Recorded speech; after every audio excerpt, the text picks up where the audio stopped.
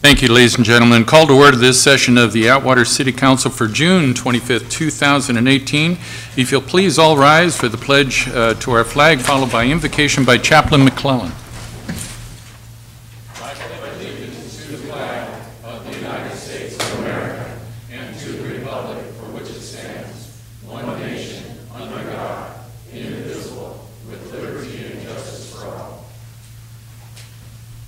Our Father, we are so thankful that we can approach your throne tonight.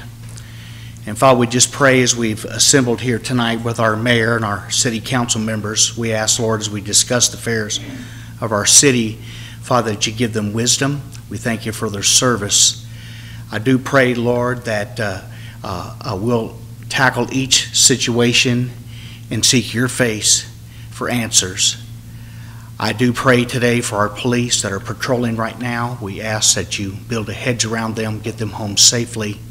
We thank you for their service. We pray that you be with their families as well.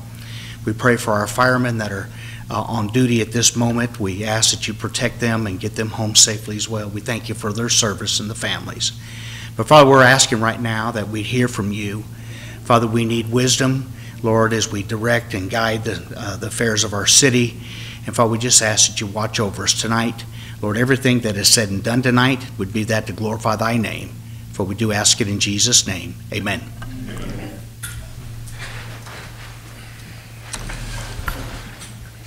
Roll call, please. Creighton is absent.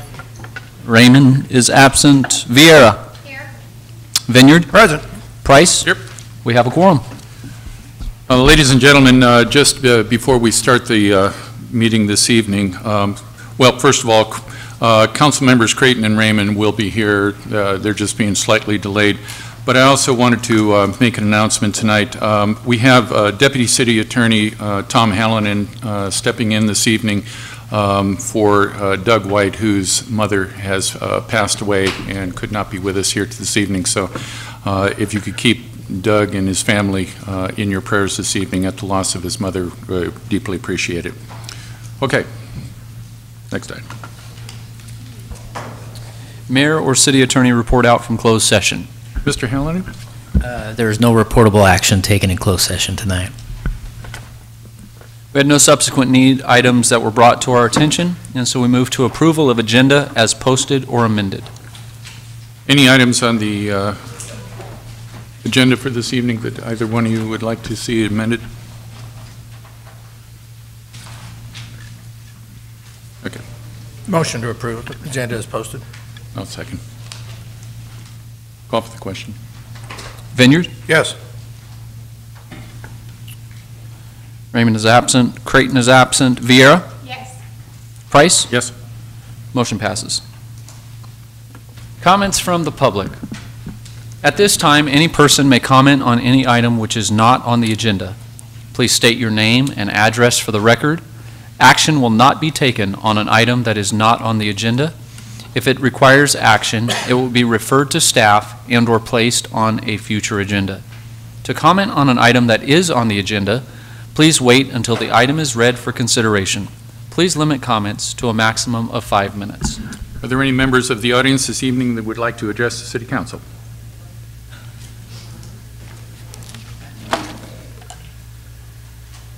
Got to make sure he doesn't run the clock on me. Mike Akers, Atwater. Real quick here, regarding the a phone call to the Freedom Press Center as a national organization established by a defense of freedom of the press and transparency accountability by all levels of government. An investigation by Dixon Independent Voice has learned that Dixon City Attorney Doug White is engaging in some similar tactics that he used in the city of Dixon in the city of Atwater.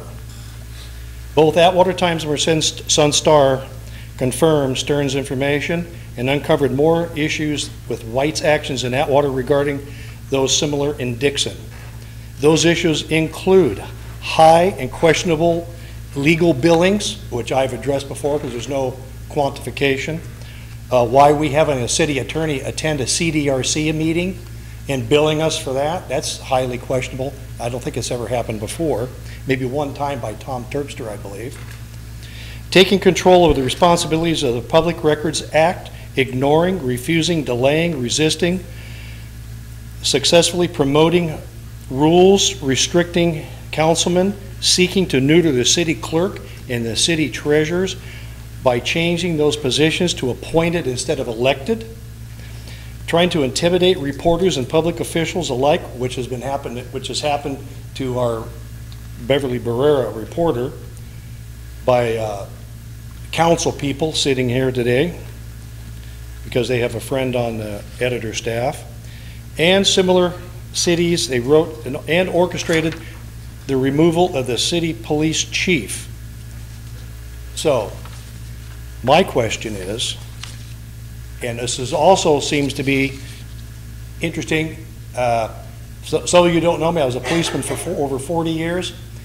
If you have investigations, I'd like to see those billings, plus they were not authorized, some of them. And I would be more than happy after I retired from a DA's office as an investigator, and I also possess a California state license investigator.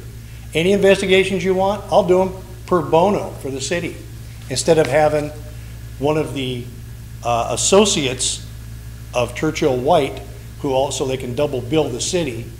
At least my investigations will be thorough, they will be fair, and they will be concise. Also, I did background investigations for several years for police departments. Regarding this background investigation done on your former city, interim city manager, DeWerk, when you complete, I've had investigations on backgrounds where the applicant was either removed his application from consideration.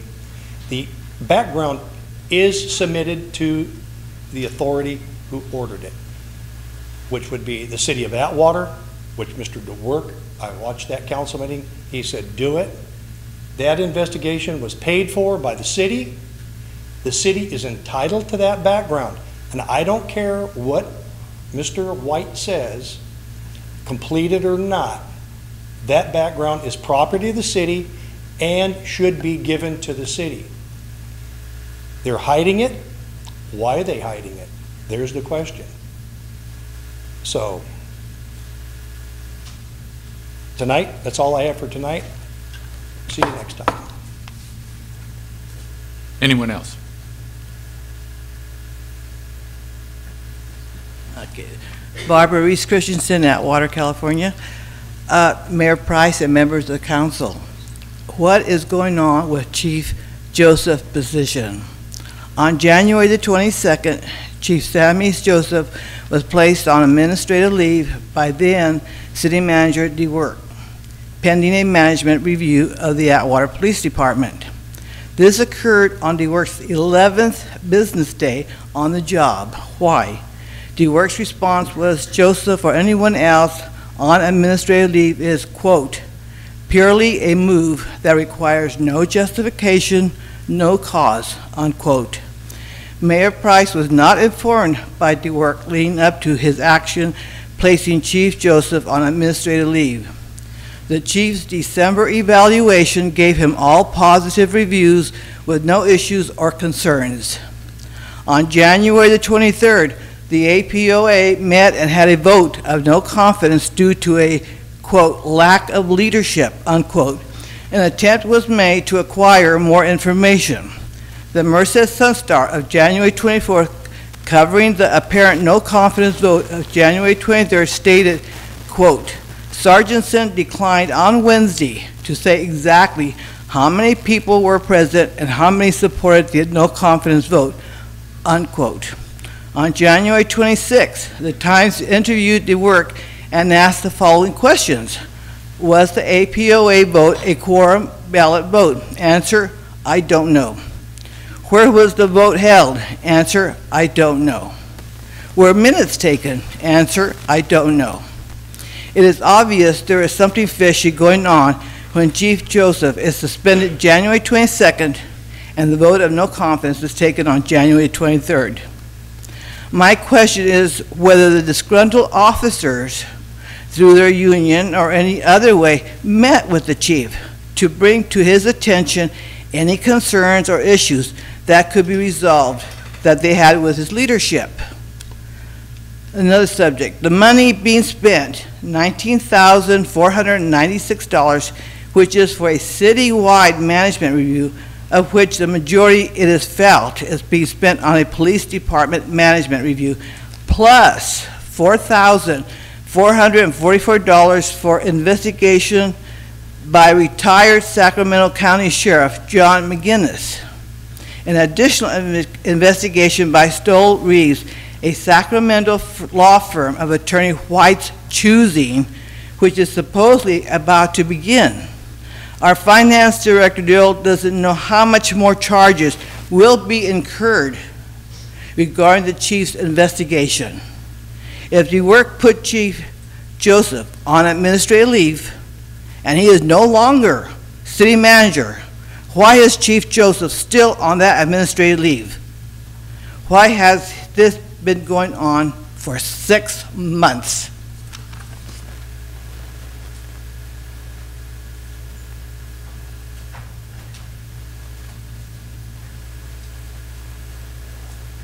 Keith Pulaski in Atwater. Mr. Mayor, council members, I wish everybody was here. Mr. Hallinan, aren't you the attorney for a series? Yes. Okay. Do you work for this White's firm? Or? Yes. Okay. Most of my questions are for Mr. White, so got to bear with me. I'll skip those till next week or next meeting.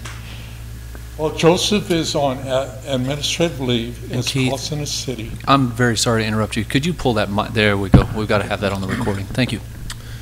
While Joseph is on administrative leave, it is costing the city $26,152 a month in wages and benefits. 2 officers were also given a 5% raise since Joseph was placed on administrative leave. That would be the interim chief and Officer Walker, who's moved to cover his position.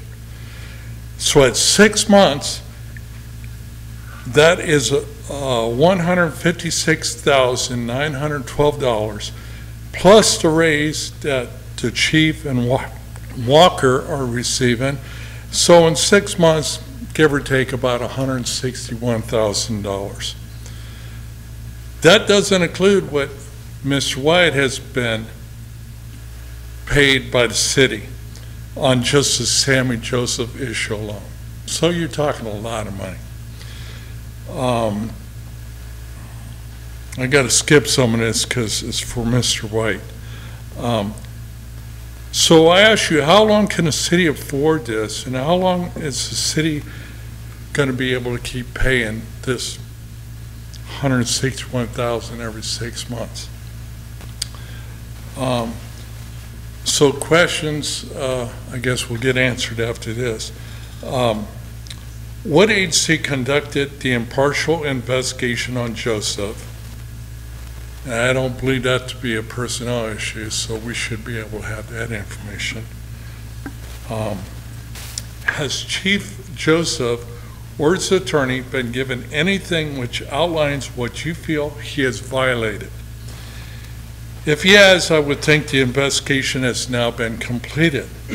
Therefore, Ms. Waterman, at the last council meeting, you said you could not make a statement until the investigation was completed. Are you willing to do that now?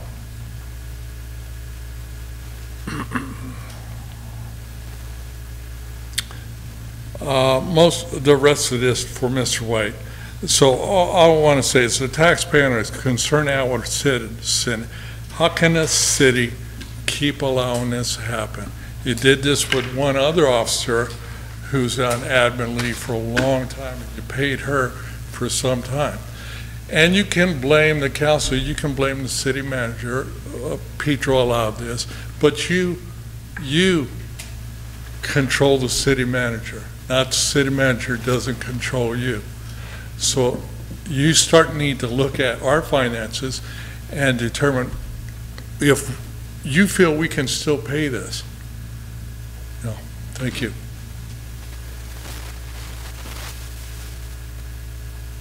Anyone else?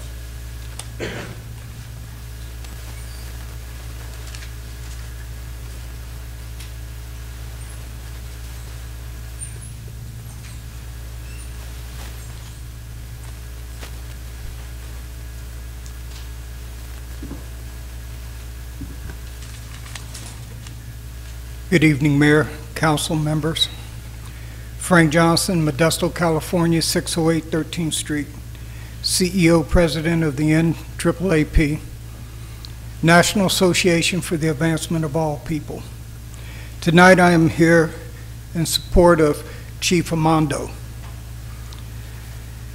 A consultant hired by the city was recently quoted in the paper saying, "The interim chief will not be the chief. Either the chief on administrative leave will come back or there will be a new chief." Additionally, the chief position has been on every closed agenda or closed session agenda since the last city manager resigned. Why would the current interim city manager or the city council be considering replacing Chief Armando, yet alone be considering bringing back a corrupt, incompetent, insubordinate, civil rights, law-violating, retaliatory prior chief who is hell-bent on getting revenge on 85% of the officers who voted no confidence on him and testified truthfully during his investigation? Maybe the consultant didn't know what she was talking about, as I still have confidence in the majority of the council and the city manager to do the right thing.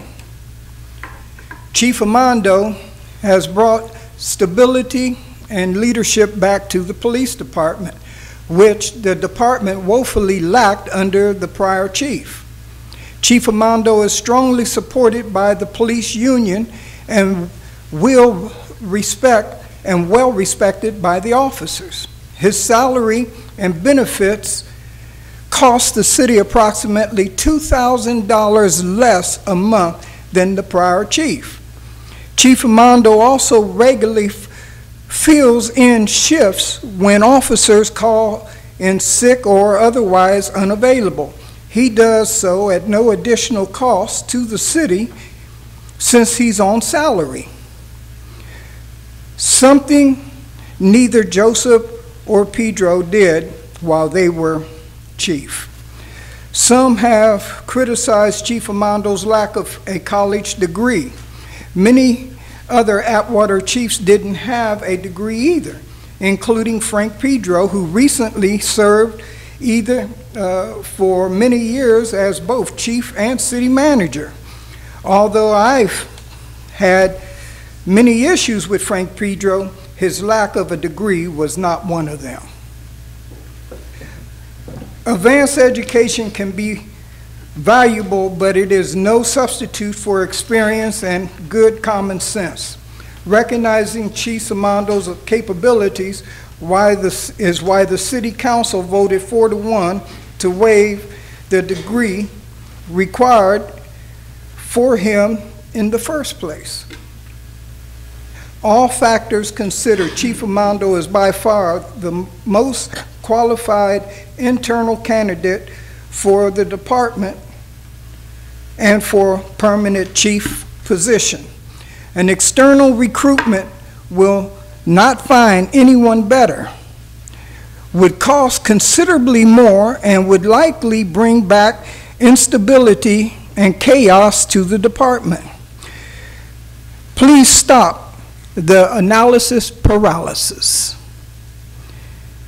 The obvious answer has been clear for some time now.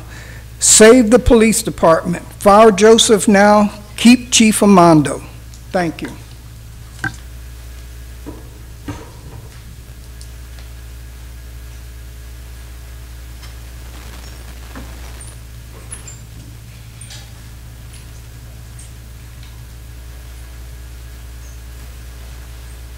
Danny Hernandez in Atwater. If this doesn't beat all, I don't know what the hell does. Chief Armando doesn't have the education. 1.5 years of college, while in this department here, all he has done on one particular occasion, while going on route to assist another officer, he ran over a pedestrian. Now, Anybody that goes to school for police science understands that just because you got the red lights flashing, you don't have the right of way.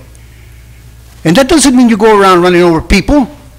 So I don't know what this man from Modesto that's here, that comes in here to talk to you all the time, doesn't live here, he has no other interest, and he has just displayed exactly what I've said a long time ago. Back when he and the work went out there to that lobby on the 22nd of January and were elated because they put in place an Hispanic with a PD, which essentially to me pointed towards removing a white officer to replace it with a minority. And that isn't anything you want to do. And it continues to come into this city hall to talk this business. Now, I don't have a problem with Armando so much. He's just not qualified. That's all there is to it. On top of all of this, as I have come in here and talked to almost all you council members from one time to the other, I come to find out, you know what? You don't know what the heck you're thinking. But I know one thing where this is headed, because I started investigating some things on my own here, and it is beginning to look. In my 15 years as a chief steward with a union of CWA, you don't become a union member, you know, to go to bed with your members even when they do wrong. When your members do wrong, sometimes somebody has to get fired. When your members do wrong, sometimes somebody needs to be disciplined. And if you don't discipline the department, and the conversation continues as it is today, there is something wrong here with the city council. It's not the PD. You had the work come in here, fire this chief of police in a matter of 2 minutes. He didn't ever talk to him not one time prior to doing that. And this has got to stop. This business of the money that was brought up by this thing over here, you're paying 2 chiefs, I understand that. But you're paying one for what? Counting shirts? That's not it. I'm very unhappy because I've talked to Lori Waterman. And you know what? I hate to think of it, but you're not doing your job.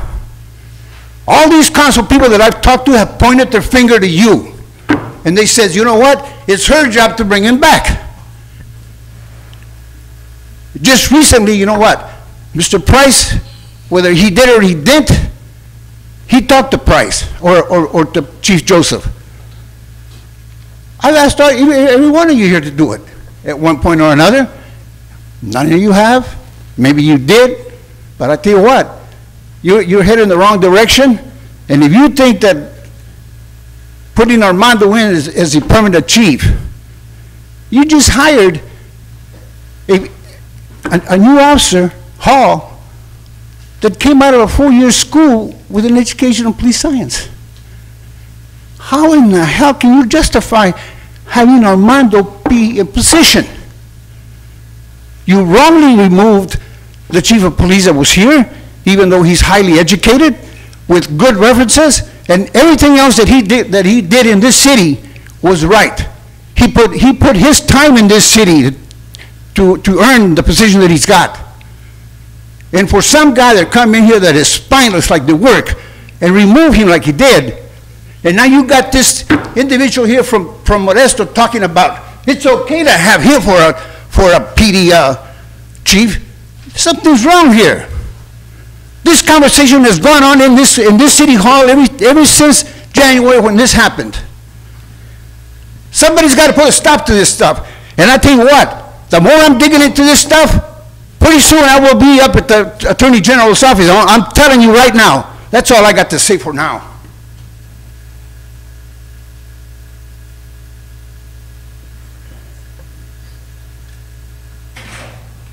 My name's Jim Ballester, Avenue 1. I'm a little more civil here. I won't be beating on the counter here. But I just got a couple of questions. Number one, is the investigation, the $26,000 plus on the PD investigation over with? We can't comment on that, still active. Can't comment case. if it's over or not? Nope. I'm not asking. Anything related personnel, my recommendation to the council is no comment.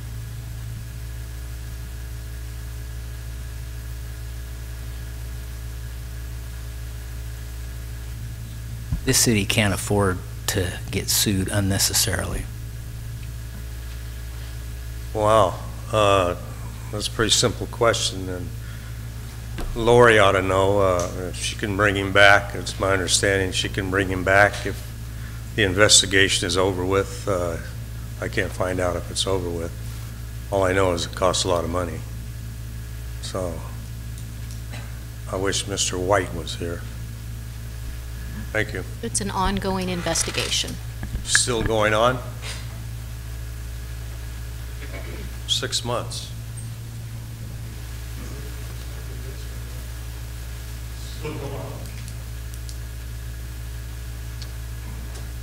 Anyone else wishing to address the council at this time?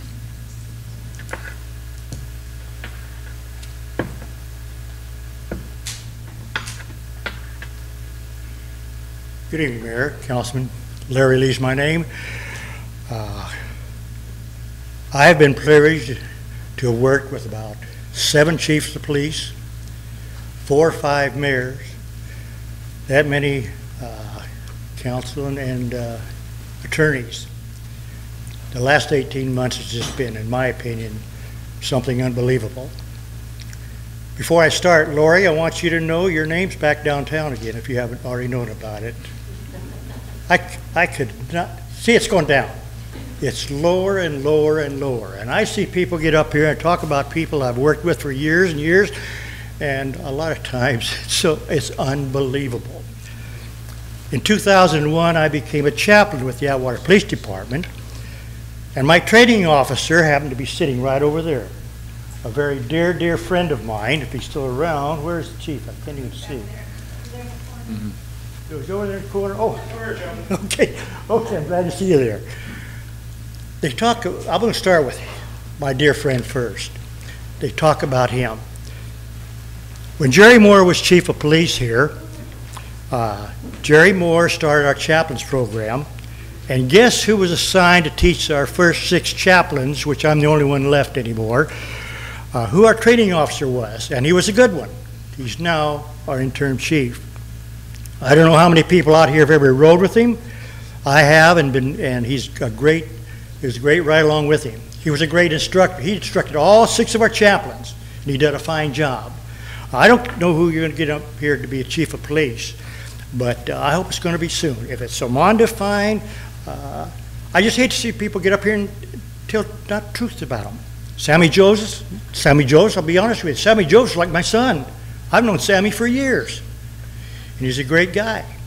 I know he went out and had lunch with my friend up there, the mayor, and him and Chavez. People get up here and talk. Why do they do that? They're city councilmen. They've been going out. They had lunch with D-Work, whom I know, and had lunch with D-Work. I know how the city operates. I'm not trying to put anybody down. But you know, people get up here and they talk about this one going to lunch, but they never talk about the other one's going to lunch. If we're going to be fair, let's be fair about things. That's all I want to see. And our poor mayor, I hope everything goes in one ear and out the other, because if I was up there, I'd be doing the same thing. And I'd have voted for you, with you and Jim on a couple of things. I guess I have no class either. I just don't know. But I want to talk about your ponytail. Have you still got it? Is it still there? It's here. It's here. Praise the Lord. You know, someone got up and made a comment about his ponytail. See, that's how low you can get in this city about talking about somebody's ponytail. Well, I got to give another minute or so. You've been accused of trying to kill people. I think the deal out on the at the airport, I'm pretty sure that was a staged thing, in my opinion. I think it was staged. I could be wrong. But anyway, people get up and say, you're trying to kill people. Somebody's got to speak up for these people. Absolutely. Our poor boy, I'm going to go for it. Anywhere, I've known, let me just get this gentleman over here, James and Jim. I started with Frank Petro about 15 years ago with the Cops for Kids. Those 2 guys were my 2 biggest supporters. If you don't know in the audience, since you got a good audience, between these two guys and about 80 other people, we collected over 100,000 toys for this city and over $100,000. Does anybody ever get up and talk about that? I know who supports our city, who don't, believe me. But I want to finish by saying to you, Mayor, I hope you never cut off your ponytail. And I'm going to tell you why. Because if you did, there would be a lot of people going right after you. So I'm going to close with you with this. I told you 4 years ago what I thought about your ponytail. But anyway, you remember what happened to Samson when he cut off his ponytail?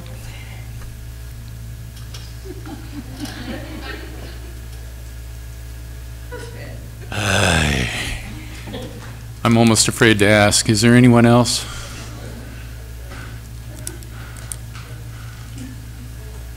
Hello. Janice Tabor from Atwater.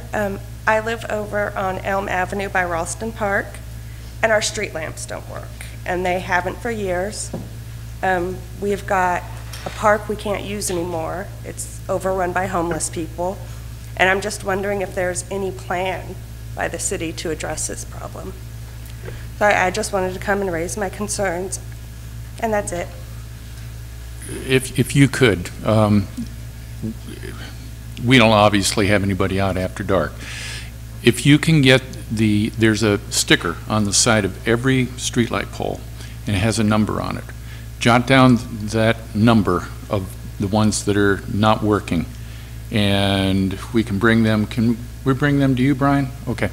Bring them to Mr. Shaw's attention, and those that are inoperative will get repaired, but we have to have the number. It's usually about a 4-digit number on the side of the poles, and once you have that, voila. Okay. Okay? Thank you. Okay.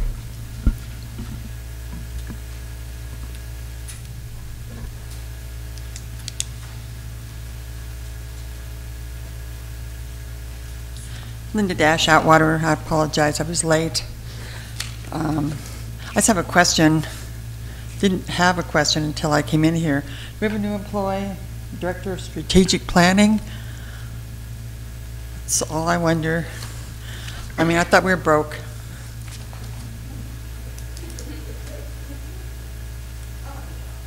Anyone else?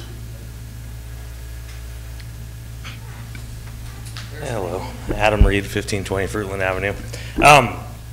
I'm glad I made it down here before public comment was over. I was at home watching, and I would just like to say that I don't know why there's so much negative, but I don't know Armando's skill set or anything, but I called him, or actually I came here, you guys had him call me, he got a hold of me, he told me what he was going to do, he did what he said he was going to do.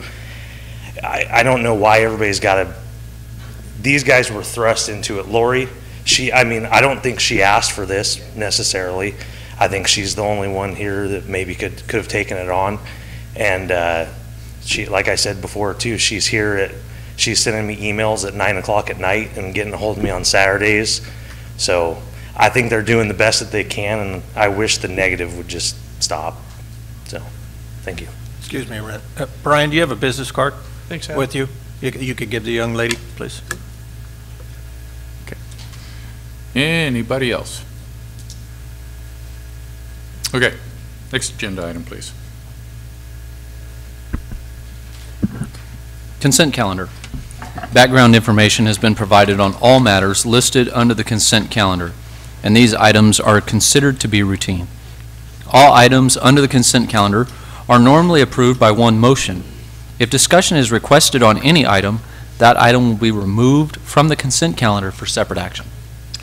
Okay, before I get to that, just wanted to, for the record, reflect that Mr. Creighton and Mr. Raymond have rejoined the council here, and we are at 5 members. Are there any items on the consent calendar that any council member would like to remove for separate consideration? Mr. Vineyard. Yes, due to the late publishing of the agenda on Friday and the fact that we had an issue with it getting onto the website and whatnot, and considering at least my terms, I'd like to pull item 3, which is the tow yard, and combine it with item 15. because they're actually both have to do with the budget. It does affect the budget. So like I said, I'd like to make a motion to combine those two items. Can you repeat that? Sorry, Yeah. I missed that. I'd like to pull item 3, combine it with item 15, which is the budget, fiscal year budget. I'll second. They're both basically have to do with the budget. They're going to affect the budget. I'll second. Okay, are there any other items to be removed for separate consideration? Okay. Are there any items that the audience would like to remove for separate consideration? Okay. Let's entertain a motion for the remaining items. Motion to approve the remainder of the consent calendar. Second. Call for the question.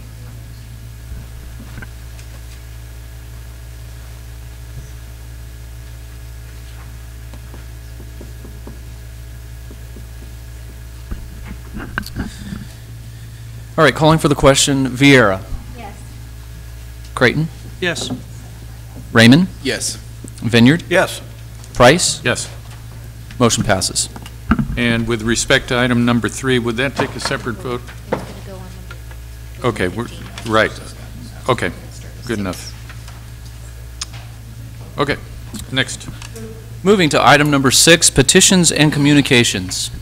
Request from Faxon Drive neighborhood for 4th of July block party. Hello, my name is Scarlett Betancourt. I'm at 1956 Faxon Drive.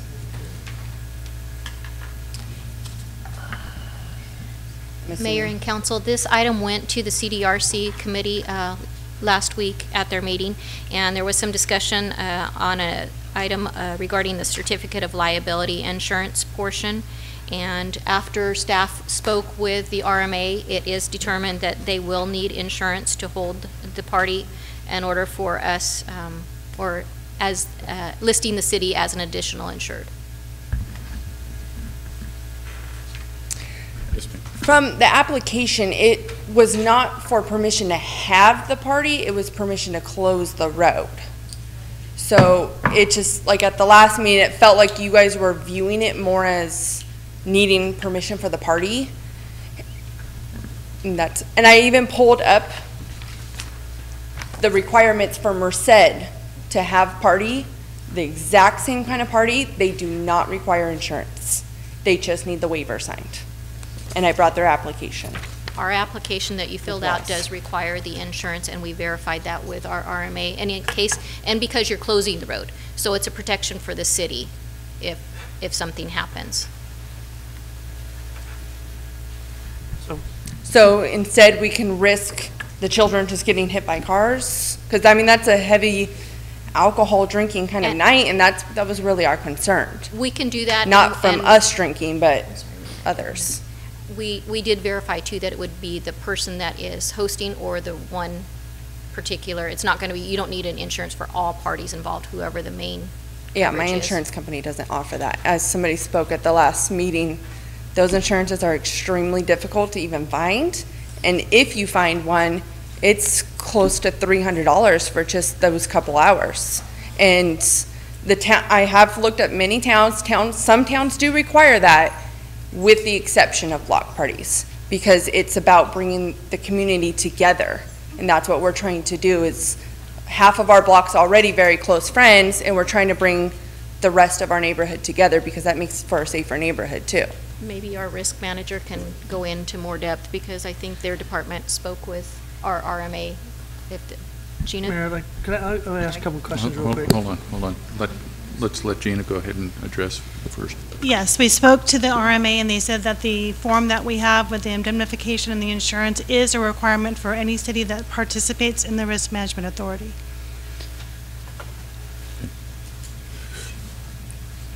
And that's why it's on the application. Okay.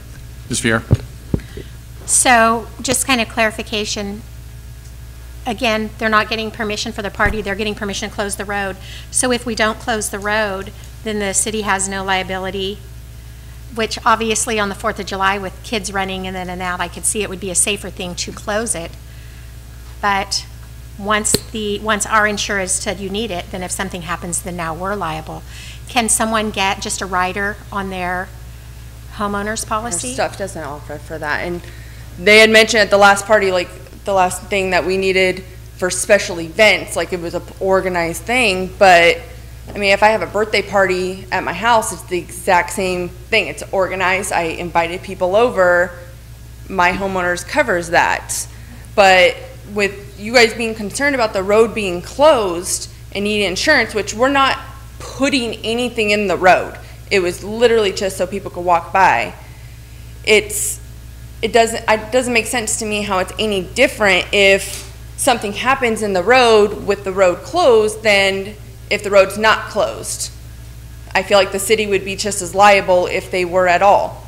But we don't have that kind of neighborhood. If you look up police reports, you're not going to see a single one from my neighborhood since it was built about 2-3 years ago. Nothing's happened.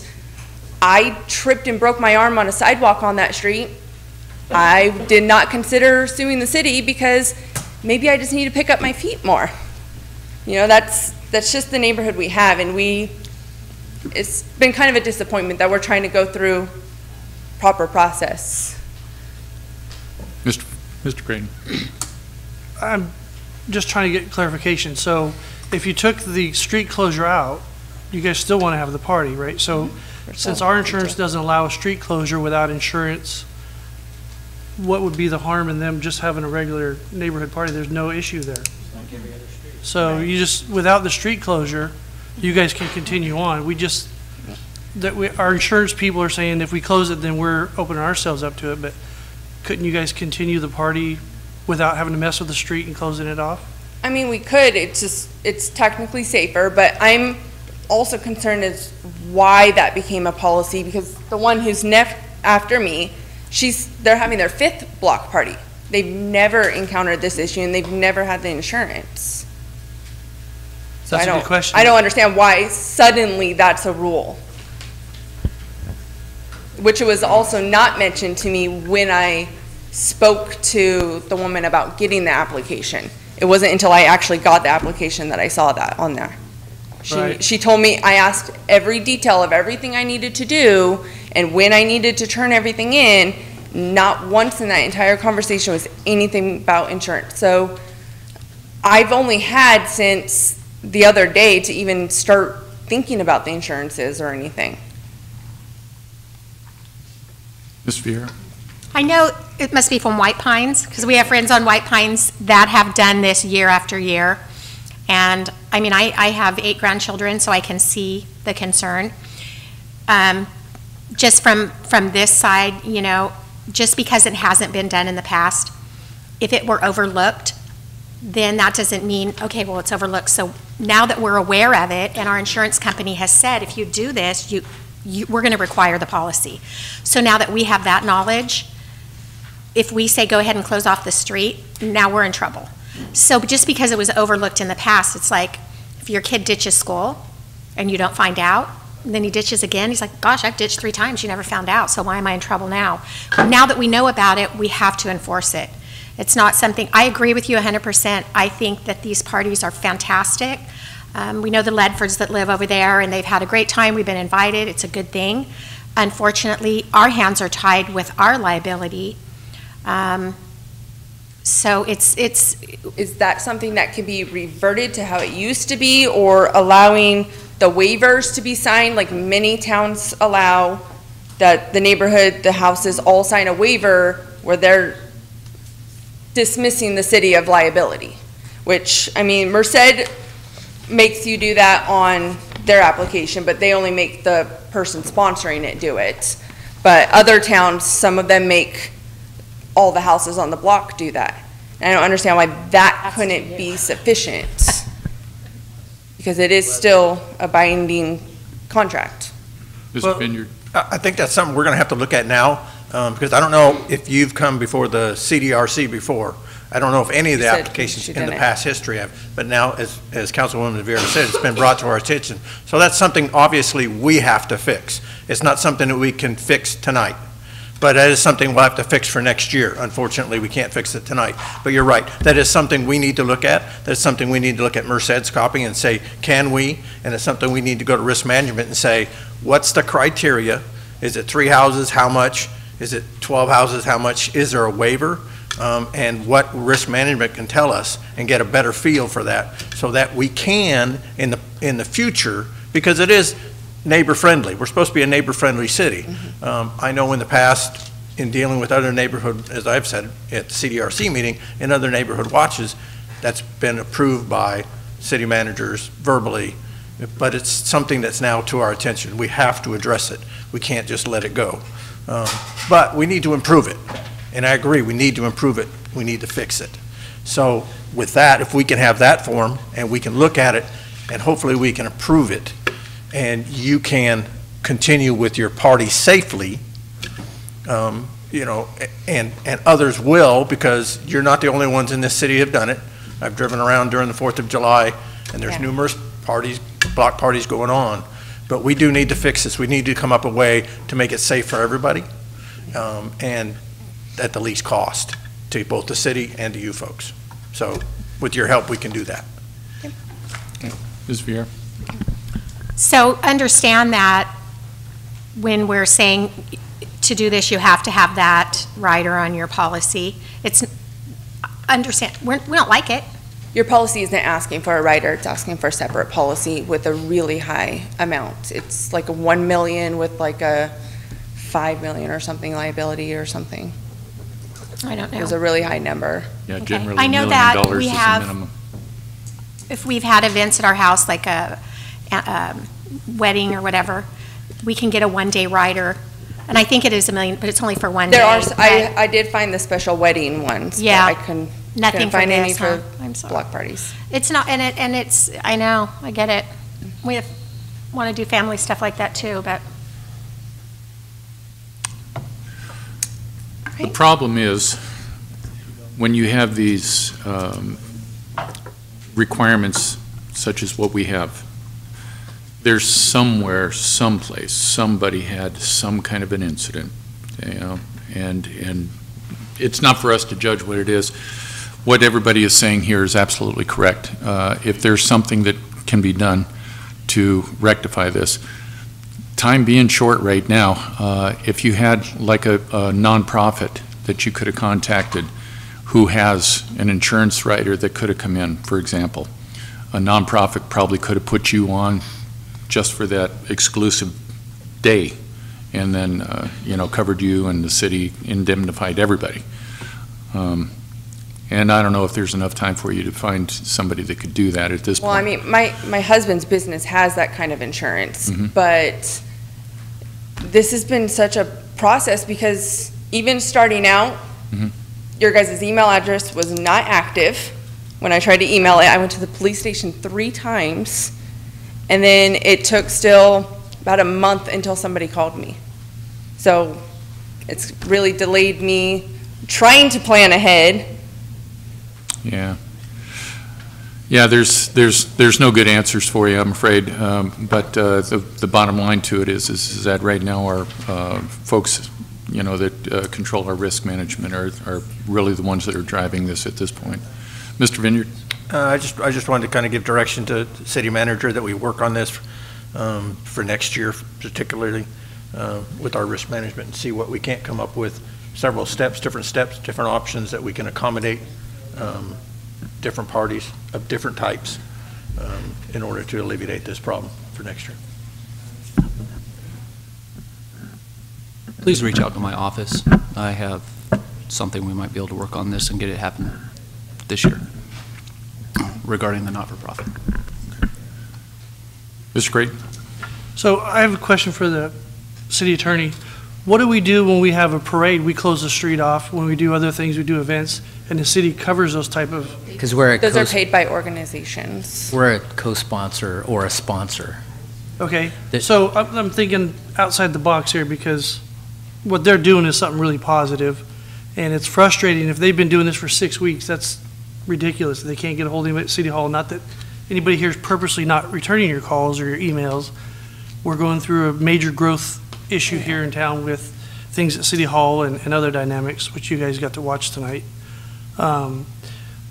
There's got to be common sense somewhere. At some point, the city's got to step up and take care of the citizens that we're trying to bring people in. You guys are buying houses, coming in to do positive things, and we're just being the good old bureaucrats saying, no, I can't do it, go away.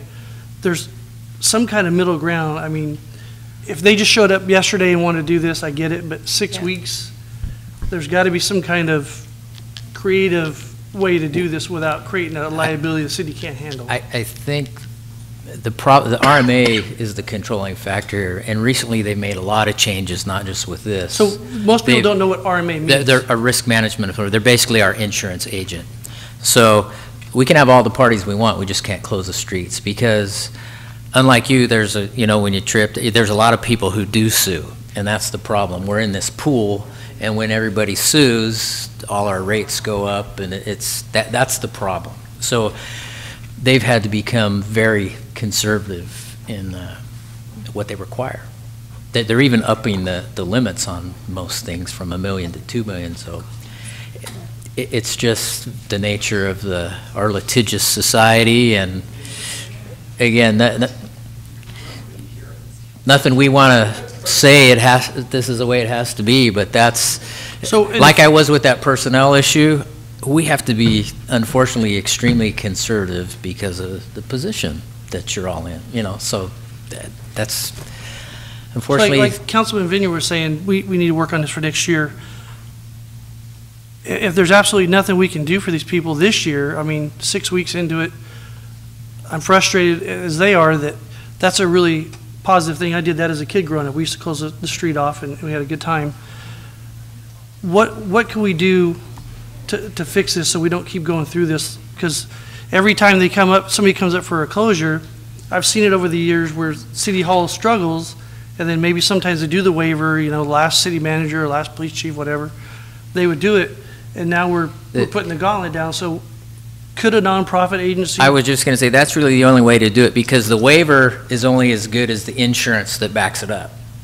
Otherwise, it's just a piece of paper, frankly. I mean, So my last question is, the commitment then, if we can be creative, and I think Mr. Heiler was volunteering to do something, if you guys could find a nonprofit this year, we're only open until Thursday. We only work 4 days a week here. I coach for the city. So, I know. Plus Monday, Tuesday, but that's 4th of July. To answer your question, I think that's the only way to do it now, and that's probably the only way to do it going forward, based on what they're telling us. But if they go do all the work now, yes, and they come back, are we going to tell them, well, sorry, you missed the deadline? Or are we going to help them walk through it if they do that? I can't comment on the timing, but. Lori? Well, as long as there's a rider that can be shown. Right, if they do where what they have to do. indemnify the city, then Right. we're golden. But staff will help Yep. execute that. So what we have, you presented us Merced's. We'll speak with RMA. We'll try to get them. They've been working with RMA since last week trying to get a hold of somebody. So they'll call tomorrow, show them the waiver that Merced has, ask them how it works for them, how it doesn't work for us, what we can do, what we can help you do so that you guys will have a plan in place. This application that we started, we haven't always had it, but we saw there was a need. Now we've fixed it going forward, so we make sure that everything's covered, because we can't, as Tom said, we can't afford not to be covered. But we will work with you and work with the RMA and get a hold of you. And we've got a little bit. We've got till Thursday this week, and then obviously Monday or Tuesday. I don't know when you're planning. Were you doing it on 4th of July? So we've got a couple of days, but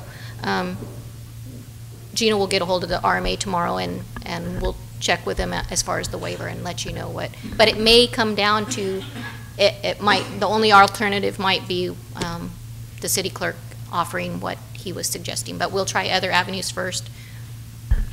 And then Gina, can you verify if it is a completely separate policy or just a rider on their homeowners that they need? Are you sure? Are we sure it's a completely separate policy? They talked about that today as a rider, an add-on rider for a one-day block party event. That's what they said. Okay. That was not on the application, so I didn't know that either. Okay. So is that news to you, the rider? We just found out the result of what they said tonight, Gotcha. too. Okay. It's hard to get the information, and we understand that there's changes and everything, but frustrating. It's hard when time's crunching and we're trying to do the right thing. Absolutely. Well, I think that with what Mr. Creighton's offering and what Ms. Waterman's offering, we'll try to do the best that we can to alleviate the problem, have a fresh start next year. And then just stay in touch with the city staff. If you, for some reason, they're missing your call or something, get in touch with one of us and we'll help you walk it through as well. May I make a motion, please? Mr. Vineyard, yes. Okay. I'm going to try to resolve both their issues at the same time here. So let me make a motion that we tentatively approve both Faxon Drive and White Pines Court based on the fact that you can either find a writer or find a nonprofit to cover you by noon on Tuesday. Second. And that you notify the city manager and get this, huh? Tuesday the 3rd, I'm sorry, Tuesday the 3rd, correct. And you notify the city manager and provide that coverage so that she knows you're covered. Second. Will that work for you? Yep, go ahead. I just want to be clear on the... And I'm sorry, ma'am, would you state your name for the record? I'm Elena Ridge, White Pines, Atwater. Thank you. My question is just what's about to be talked about or voted on is that the city of Atwater will not close our street because you guys cannot close our street due to it would hold you liable. If you have the coverage, you'll be allowed to close your street, is what we're saying. Okay. If you provide the proof of the coverage that for the writer Then you'll or let us nonprofit close is our covered, street? that allows us to be covered via what the paperwork says, then you can close the street. But you have to have that proof. Okay. That understandable? Well, I want to piggyback on that question back to Jim. If we approve that, then the public works guys will leave barricades out there. So then that's you guys closing If the the public street, works not isn't us. available, the volunteers will. Yeah, if you get it signed up, I'll even go out there and put the barricades for you. Well, I'm just, because the first year we did it, when one of our cars got hit because a drunk driver came into our court, we closed our street. Okay. We put cars. We'll provide the barricades, okay. one way or another. Please don't put cars at the end there. No, well- If there's a fire truck wants to get in, you're Exactly. going to have a hard time. But my point, the whole Yeah. point of the whole question, obviously that, but Yeah. I put cones out every day when my kids play outside. That is a barrier. Those cones would not then be considered a barrier at Correct. the end of my court. Right. We'll get you some A-frames or something. But I'm just trying to get you what you need, get us what we need. Ditto. And give you some time to do it. Perfect. And hopefully a nonprofit will step up to help you out if you can't do the other. Okay? Mr. Heiler. And for clarification and for the record, my offering is not to these two ladies, has nothing to do with the city. So let me give you my personal cell number. Okay. So there's no issues with anybody having a problem. 559-375-4866. Reach out to me and we will help you, or at least try. Thank you, appreciate it. Call for the question. Okay. Yes. Okay. We need to have two different motions? Is it not, I'm sorry? No, one motion. One motion to cover items 6 and 7. That's correct? And I combined them both. Okay, very good. Since they're both similar. Okay. And we did have a sufficient second, correct? Yes. Okay. Yes. Okay, call for the question. Raymond? Yes. Vieira? Yes. Creighton? Yes. Vineyard? Yes. Price? Yes. Motion passes. Okay, ladies, you're on your own. Good luck. Thanks. Our next item is request from Seroptimus International of Atwater for assistance with annual holiday boutique craft show. And we welcome back Ms. Fran Barrett. Welcome. Good evening, Mayor and council members. I'm Fran Barrett, a member of Seroptimus International of Atwater. Seroptimus is a service club, and it's been in Atwater since 1960.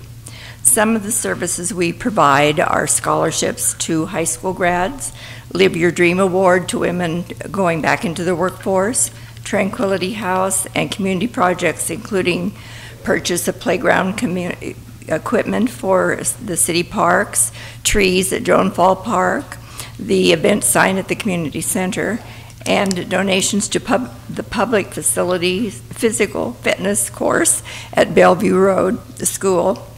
We have also donated to the Castle Museum and to the Atwater Women's Club for some special projects. Our main fundraiser is our annual holiday boutique craft show, the first Saturday in November each year. This year will be November 3rd. We have held this show for more than 30 years, and most of that time at the Atwater Community Center.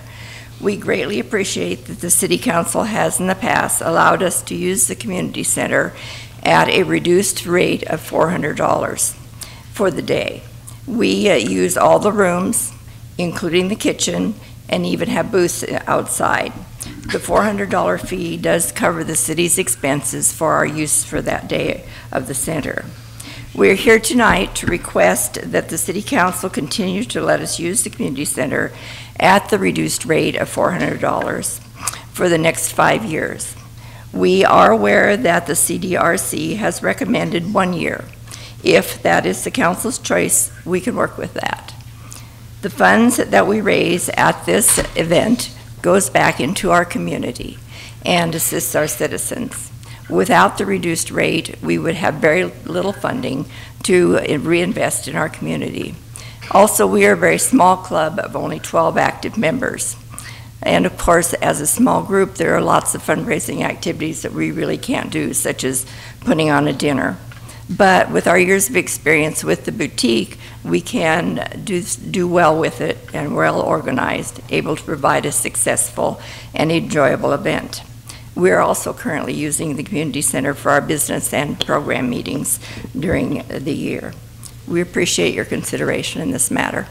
Do you have any questions? The only thing I'd like to, just for a point of clarification, you're only asking for the reduced rate and that all the other requirements still are applicable and would be complied with as far as? Yes, we provide insurance, all the other requirements, yes. Okay, very good. Mr. Creighton. With their overwhelming support and contributions back to the city of Atwater over the years, which has paid huge dividends to the community members and everyone else, that I make a motion to approve this for the 5 years. And I want to thank you very much for you guys' contribution to the city. And it's clubs like yours that keep Atwater strong. And I'll second that motion. Thank you. Mr. Raymond. I don't disagree with that, but I just have a question for staff. Does that $400 cover the city's costs?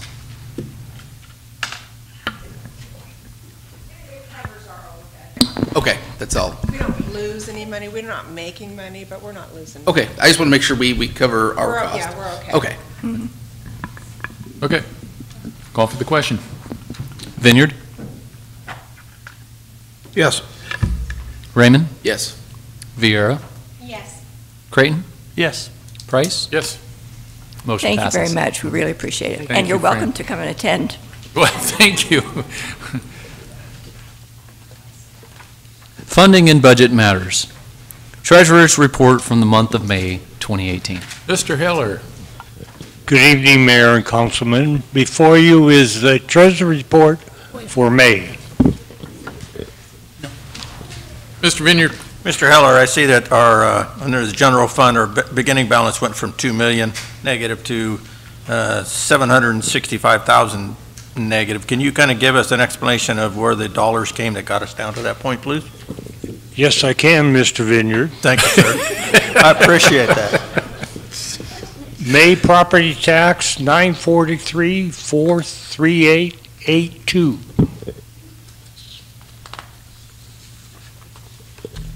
Vehicle license fees, $1.3 million.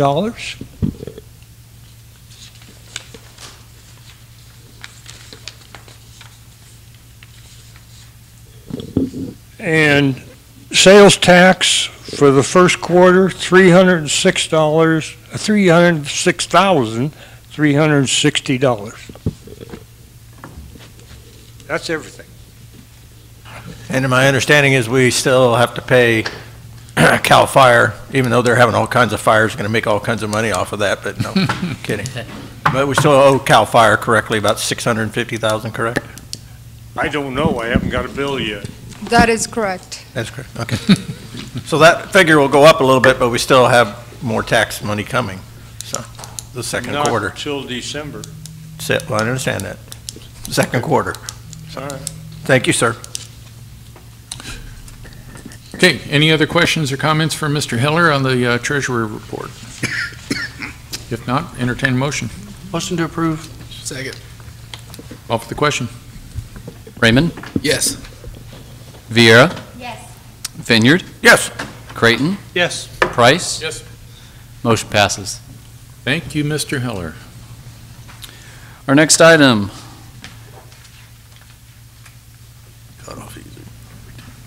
presentation regarding proceedings for utility, water, and sewer rate studies. Ms. Gio.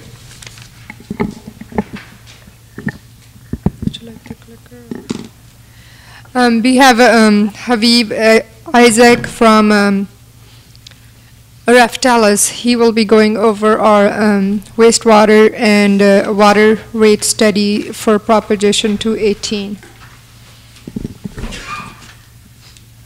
Good evening, Mayor Price, council members, staff, and city residents.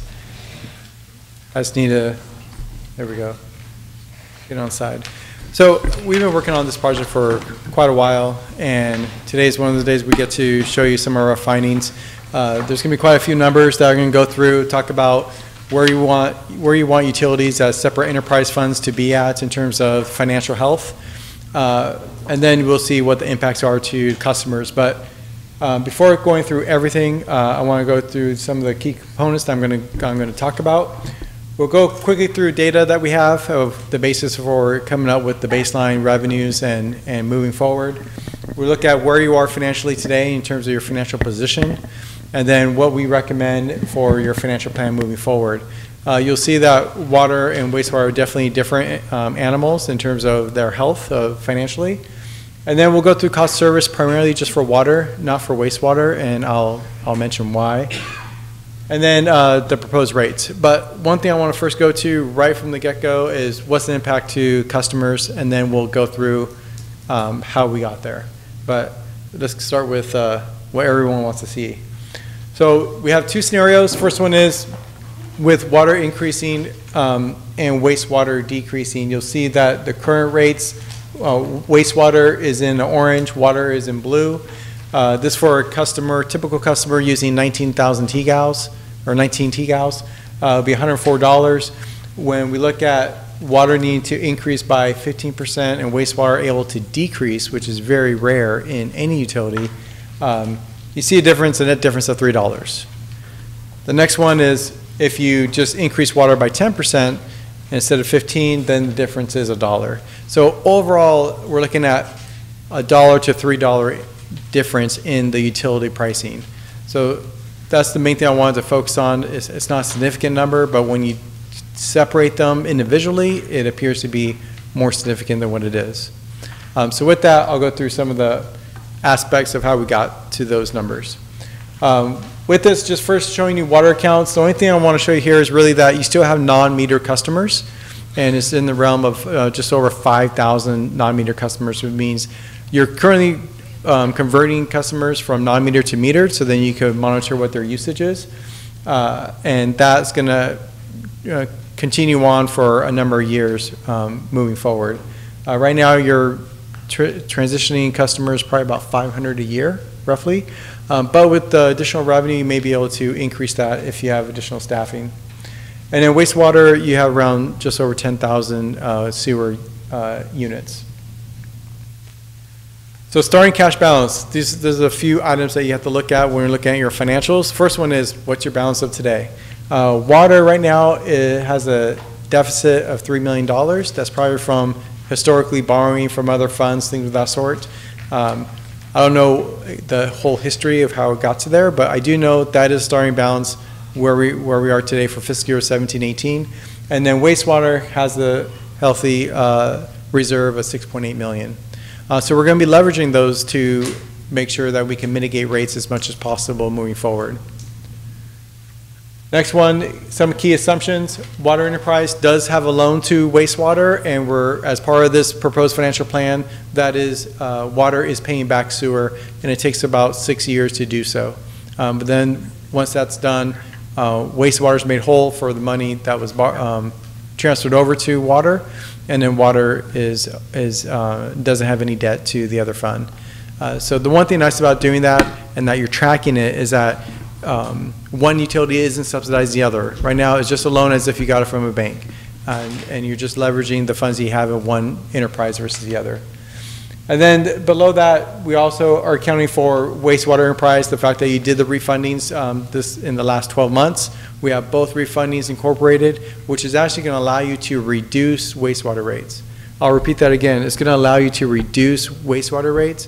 I've been doing this for 15 years, and there's only like one other time that I've been able to say that rates are going to go down.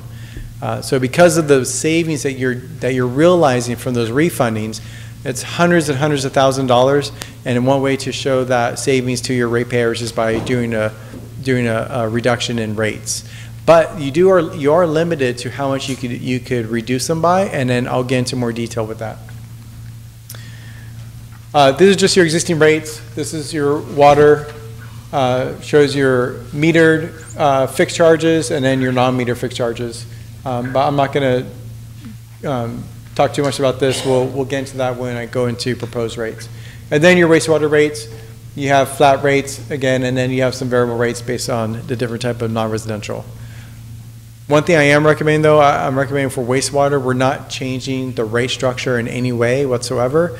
A lot of times when you look at updating your rates every 5 years or so, right now you haven't done a full cost of service study in more than 5 years. We're going to update that for water, but we're not going to do that for wastewater. And the reason why is because we want to ensure that customers, they see that reduction and don't get confused by some shifting of cost, things of that sort. And I'll talk about that a little bit more. But first we'll go with water. So I don't expect you to see all the numbers here, but basically this is your total revenues for water. You're just under $5 million. And then your total expenses is 4.2. When we tack on the debt, the only debt you have right now for water is paying back your wastewater enterprise. And then you'll see that'll end in fiscal year 2025. And then one thing we'll also do when we look at your financials, besides just taking the number of your total revenue from your budget, we want to make sure that that really is the case. So we actually take your billing data, and I want to commend city staff, because when we first got it a couple years ago, it was very, it definitely needed to be scrubbed and cleaned up, and that was very difficult. And one of your staff members, Janelle, went through that and on her own, and that was one big task that she had. We got a new file that really was a lot more clean than before. And what we want to do with that is we want to recalculate revenue as if we don't know what the budget number is. We just take the bills of every single customer of every single month, and then we take the amount of usage, what their meter size is, and then we charge them based on the rates, and then we come up with calculated revenue, and then we compare it to what the budget revenue is or what the actuals were. So when we do that, we're only off by 2%. And that's really good. With water, because water usage does fluctuate, we don't want to be anything more than 3% off. If we are off by 10% or so, then that tells us right from the get-go, either one, we didn't account for some rate increase that occurred that we don't know about, or the data's corrupt and we can't use that data. Right now, I feel very comfortable that we have a good baseline to project moving forward. Now, with your current financials, this is water. The top graph shows your operating position. This does not include capital, just your operating cost. And then the different colors is the blue is just your overall operating. The small purple is that debt amount. And then the red is basically revenue above your operating. So that's surplus funds that could go into your reserves to offset that negative balance. But then that's not the only thing you have to pay for. You also pay for capital. And right now we show capital at around 600,000 to 700, creeping up to 700,000 based on just inflation. So when we do that, we show your current reserves are going to continue to be depleted because water and wastewater enterprises are very capital intensive. You need a lot of money to go to that. And that amount that we're looking at for capital doesn't even account for deferred maintenance over the years. So one thing we want to do is we want to make sure you have positive net income, and we also want to make sure that you get your reserves to where positive, one, and then up to a level that is adequate for your the amount of operating costs you have, and then what's your typical amount of capital that you need to spend on an annual basis. So you're not waiting for revenue to come in for the project to keep going. You want to make sure you have the revenue, the revenues in hand, so then you can have a capital project funded, and also so you could award contracts to companies to do the work, and you can show that you have that. So with wastewater, definitely very different. Total revenues is 3.1 million, and then this already counts for the existing debt refundings. So your total expenses is 8.8. So your net cash flow, you have $4 million in net cash flow on an annual basis before capital projects. So you definitely have adequate revenues to make sure you have healthy reserves and to fund capital. And we recommend that you may want to look at any deferred maintenance to address if you have the staffing level to do so. So again, we do calculated revenue versus actuals, and with wastewater, we're less than 1% off. That makes more sense. We expect wastewater to be less than, like no more than 1%, because most of the time, wastewater is fixed revenue coming in on a monthly basis, because with single-family residential, you keep them at a fixed rate every single month, because their discharge doesn't really change much from month to month, because it's all indoor use. So that's good to see as well. Same graphs. With wastewater, you see there's more red on top of those bars. There's that additional revenue after operating that then could go to your capital expenses, which is just under $1 million a year. And again, this doesn't account for deferred maintenance that you could then also address. So with reserves, you see you have very healthy reserves. It's going to continue to increase. This is just at your current revenues of today. So what we're going to be able to do is reduce rates, which then reduces revenues, and it's going to mitigate how much revenue you have in your coffers for your wastewater fund. So a recommended financial plan. For water, because you are at a deficit, we have two scenarios for you. First one is, let's have a 15% adjustment, and that's because we could reduce sewer rates by 15%, so kind of have a mirror of those two. And then the second one is just do a 10%, just so you have a couple options. But in both cases, every subsequent year, it's 4% revenue adjustment each year. And then with wastewater, as I just mentioned, we could do a 15% reduction. I'll show you what your reserves levels are, and it will appear by looking at reserves, intuitively it would say we could do more of a reduction, but I'm going to tell you why you can't, and it's mainly due to bond covenants. And then, but one other thing, even though we're reducing rates, we're still showing rates for wastewater as being indexed by CPI each year.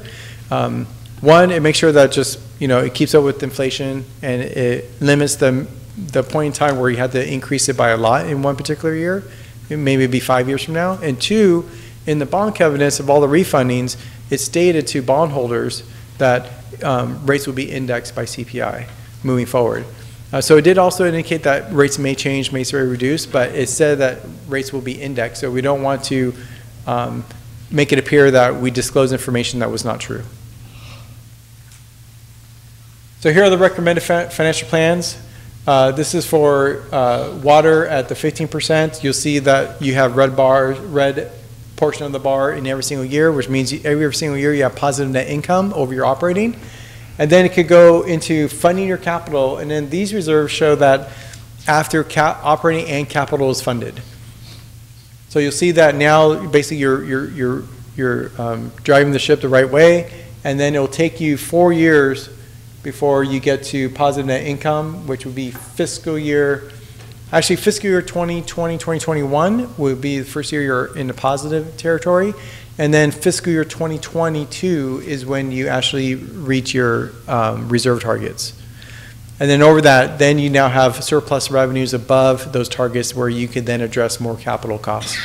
One of the best ways to mitigate future rate increases is by ensuring that you're investing in your capital, because it's so expensive that if you make sure that you have a healthy enterprise with a healthy infrastructure, then you're going to avoid breaks, you're going to avoid emergencies, and being reactive to your revenue requirements.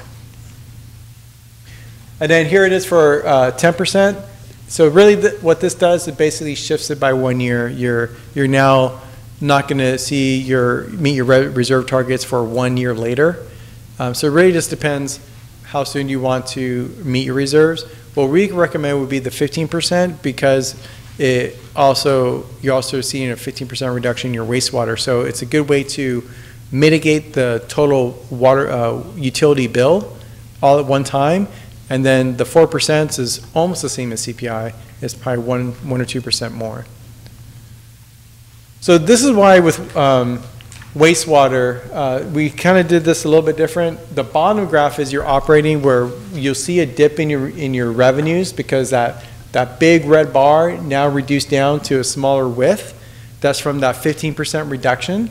And then as you keep trending down to a few years, now you're looking at 2023, right around that time period. That's when now the repayment has occurred from water.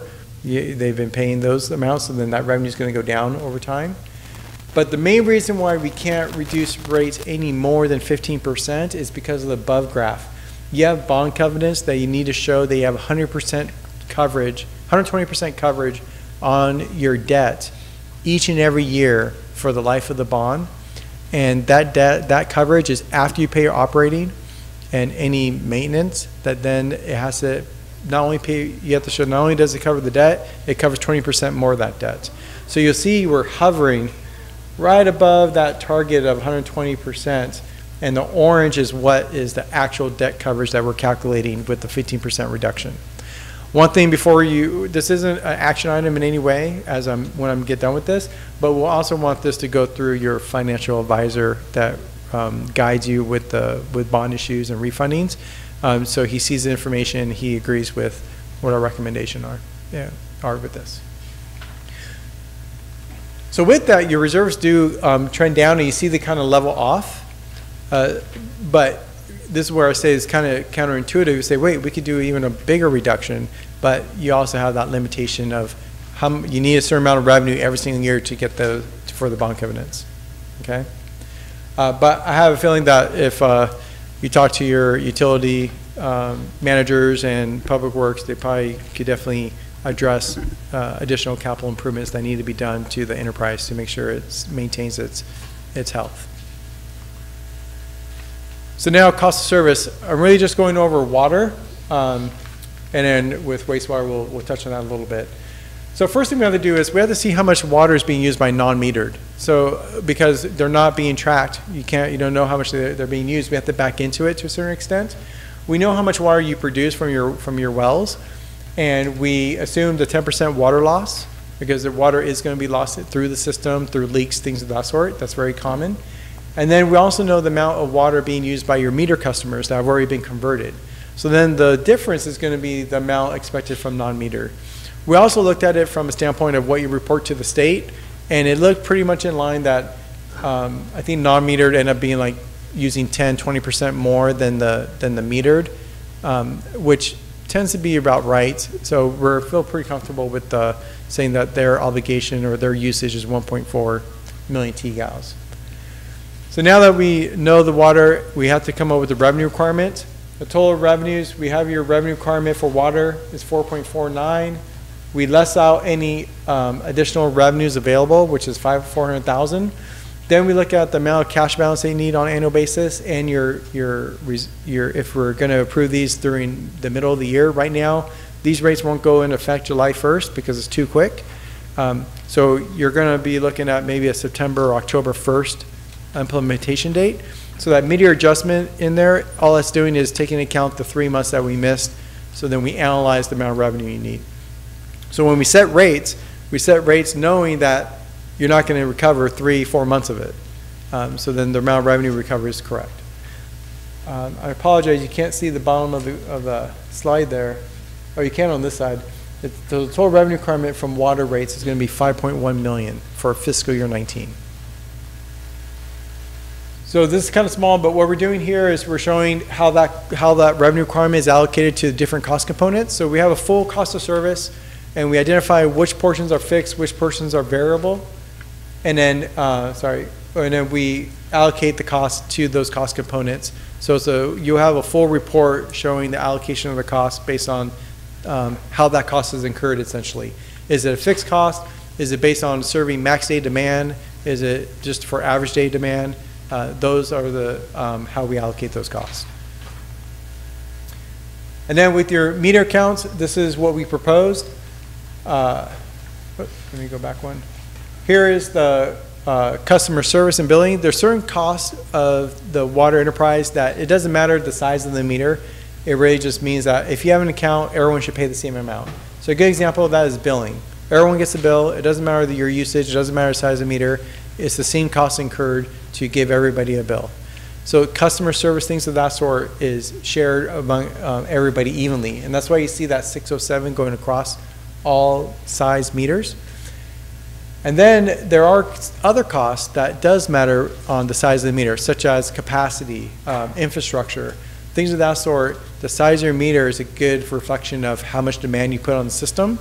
And then those costs are spread based on the size of your meter. And that's why you'll see the cost increase as the size of the meter increases. And then the sum of the two is your total fixed cost for each meter size. Now, the one thing we also have to do is we have to account for non-meter accounts.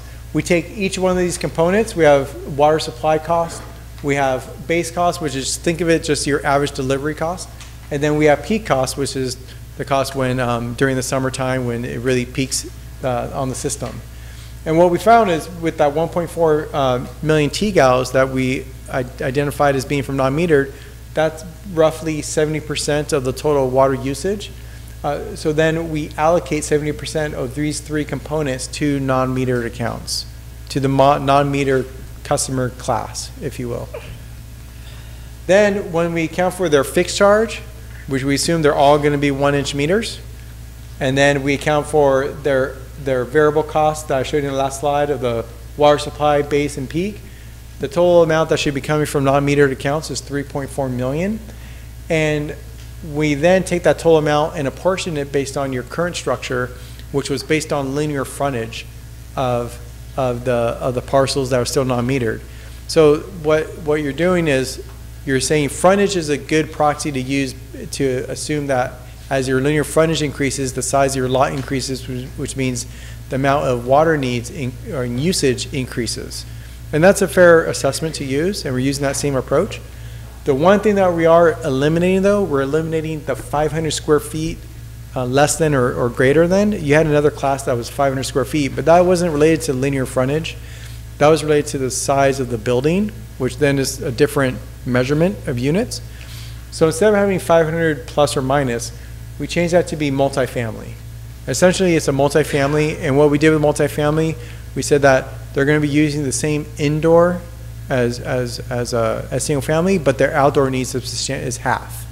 So that's why you're going to see a reduction, a lower amount in the multifamily at 1976 to the far right, where in comparison to the first linear frontage of 50 feet or less, that one is assumed to be the 19 T-gals, which is your average meter usage.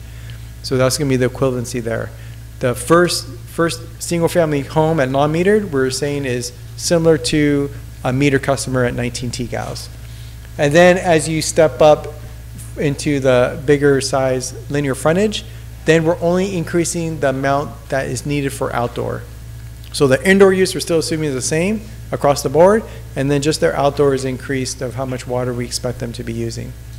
So it's a good approach for non-metered. Now for meter rate design, for those customers that were metered before, or your existing rates had the a customer account had the size, the cost by the size of the meter. It also had as part of that 25,000 T-gals as part of your fixed charge. So it already accounted for basically 25 units of water when you pay your fixed charge. And I first thought, why would you do that? Why wouldn't you charge every unit of water? But then as I was working through the analysis, one, it made sense because one, you don't have all your customers converted. So it provides some level of equity that if you don't have everyone converted yet and you're giving non-metered customers 19 T-gals, then you should do the same thing with your meter customers. And once everyone's converted, then you can say everyone's going to now be charged based on their actual use. So one thing I did though, instead of making it 25 T-gals, I made it 19 T-gals. And that's probably more just a reflection that before the average might have been 25 T-gals, before the drought, before things of that sort.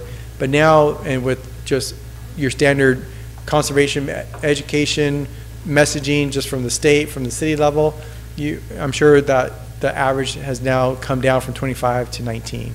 So it makes sense to reflect what the usage is today compared to historically. So now it's 19 T-gals. So this would be the overall fixed charge to the customers, and this already includes the 15% revenue adjustment as well. Okay. One other thing we have to take into account is meter conversions. As I mentioned, you have just over 5,200 meters that still need to be converted. And we're showing that you could do about 500 a year. Now, if that changes, great, but that's around the average you're doing right now currently. And we're showing that that's basically just going to be, we just allocated to based on the pro rata share of the remaining meters that need to be converted.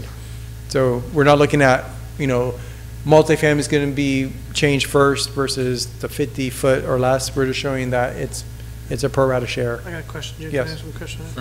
So on those 500 meters, yes, if we got aggressive and we only have so much capital, because that's about 200 grand a year at the 500 meters that we do now, without labor or anything else or fittings or repairs, to catch up to that 5,000, if we try to get aggressive, what does that do to the formula?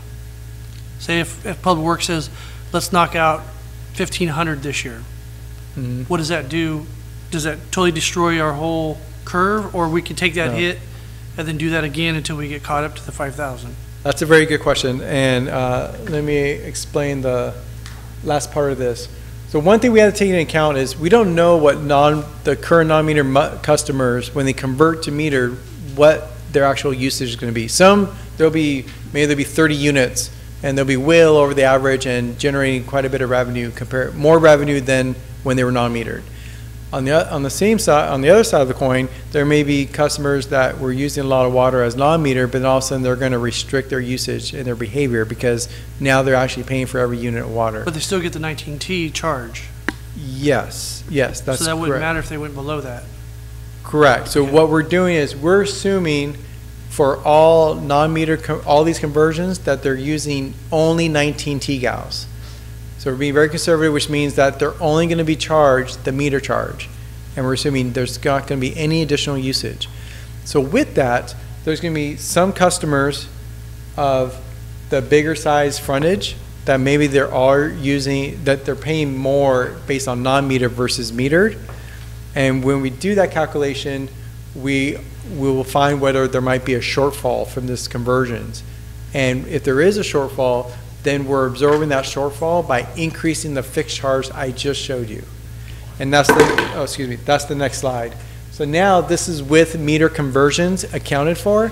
If there's ever conversions where you're now generating less revenue because they move from non-metered to metered, then we're ratcheting up these meter charges just slightly to account for that potential reduction in usage. So what would happen is with that, to answer your question, Councilmember Crichton, is that ratcheting up may cause some of these rates to go a little bit more. So if there's but we would need to know that beforehand, because when you put into the Prop 218 notice, we're going to notice these rates, and then you can't go over them without going through those proceedings again. So if 500 is a little too conservative, what you expect the conversion rate to be after approving this, then we're looking for grants and other things, so we may end up with 500 a year for here on out. Mm-hmm. Let's say we get a good lick and we get $1 million for meters, we're going to go after that. So I want to make sure that we don't cut ourselves short on what we're trying to do. Yeah, no, you won't. The only thing that might happen is if we leave it the way it is now and you have a quicker clip of conversions, one, there may be no revenue issue. You might find that they're using more or the same that they were, and they're generating more revenue as a meter customer, or it all washes. Or two, if there is a little bit, then you're just going to be hitting reserves a little bit. And reserves are recovering, so maybe you'll see it not be over the target, okay, in the 5 years. But I don't think it's going to be, it won't be a significant driver that should change your decision-making, I would say, if that helps. Yep. Oh, and then one thing I guess I should point out here is, again, with wastewater, just to emphasize, we recommend not doing a full cost of service analysis and for wastewater. The main reason, because whenever you do an update cost of service, you're going to reallocate all your costs. It may shift costs between customer classes. And then when you do that and you see a 15% reduction, you might find that even though you're doing a 15% reduction, single family rates went up. And then the customer is going to come to you and go, you said the rates are going to go down by 15%, and my rate didn't go down, it only went down by 5%. So the best way to be transparent and show that you truly are showing that reduction, keep rates the same for wastewater, and then we could just show 15% reduction across the board of all current rates. And then it'd be very clear that you could then go back to the rates. Look, these were the rates last year. Now you see that every single rate in wastewater went down by 15%. And then you could look at updating your cost service maybe the next time around. So that'll be my recommendations. And again, I'll end with the bill impacts. This is with the 15% increase with water, with the 15% decrease in wastewater. You'll see the orange goes down quite a bit. And then water, the blue, the width increases because water does need additional revenue. So the net impact is just over $3 a month to a customer using 19 TGALs. And then if you decide to go with the 10%, then the difference is just over $1 using, again, 19 TGALs of water. So with that, I could open up to any detailed questions that you may have, and I'd be happy to answer those as best as I can. Okay. Are there any other questions from the council as pertaining to water and wastewater? I know it's quite a bit of information, but hopefully I made it digestible. So you're talking about the 19T, that's like a baseline, is that how Yes. that's interpreted? Correct. Okay, so, Jim, I had a question. oh, I'm sorry, Mr. Creighton. Just for education purposes, Brian, what's our gallons a year we pump out of the ground? Is it over 2 billion or your total? That was a TGAL, so it's millions and millions. And What's your total gallons a year? I'm trying to get a perspective so that people understand. We're pumping billions, over 2 billion gallons of water a year out of the ground. So this is a business that we're running pumps, equipment, guys, and we're producing it, getting it to your houses as a service, and it costs money to run a business. Anybody that has a business understands that. So it's not like we're raising the water by 15% because we want to. It's because there's a lot of repairs that need to be done out there and pumps that need to be replaced and water storage facilities that need to be repaired. So that production of 2.2, that's TGAL, so times that by 1,000. Right, 2.24 billion. Mm-hmm.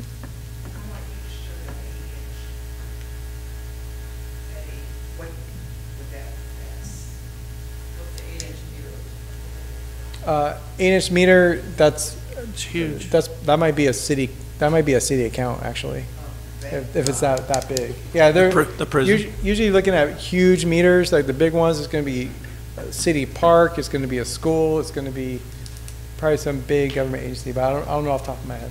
Well, it could be shopping centers.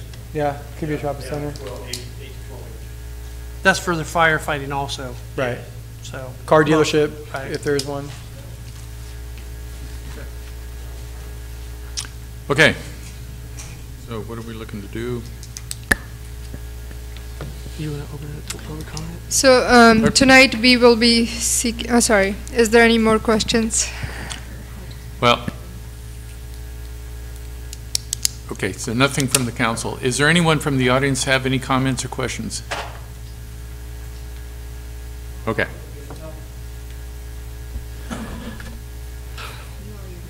Marianne Amaranth, 3561 Emily Way. My concern is that this is all good and fine, but is everyone going to pay their utility bills? Because I feel like I'm paying for everybody's in Atwater. I just got my landscaping in my front yard only, and my bill went up from, I got comforted in Turlock, 110 for water, garbage, and sewage. I moved to Turlock, I moved to Atwater, it's 139, and now my bill was $224.40. for 1 month of water. And she doesn't live there. And I'm not living there, yeah, I'm just literally, that was for my landscaping of my front yard. So I'm just concerned, is my meter like gauged weird, or does everyone think I have a really big front yard? I know that I'm being told now that it's based on the front, but that's like, I went, whoa. So I'm gonna be having yard sales every weekend, and I know we're only entitled to 2 a month, but yeah, that's my concern, is that, and that's like extreme. Well, you could back that up math-wise, what she used, how many gallons, since she's on a meter, 220, that'd be like 40. Well, I know that they set the lawn to be watered more frequently because it was brand new sod, but I literally, the moment I got that bill, I said, shut that water off, we're gonna be like, yeah. Have you got a second bill on that yet? No, that's my first bill. Marianne, I will look into that. Okay, maybe I can free water my pool or something. I'm on the camera, so I can't promise you anything. I just think it's a little bit high.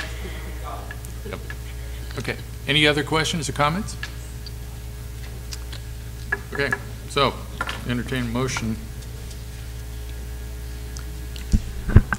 I guess I'm sorry, Ms. my Steele, turn. go ahead.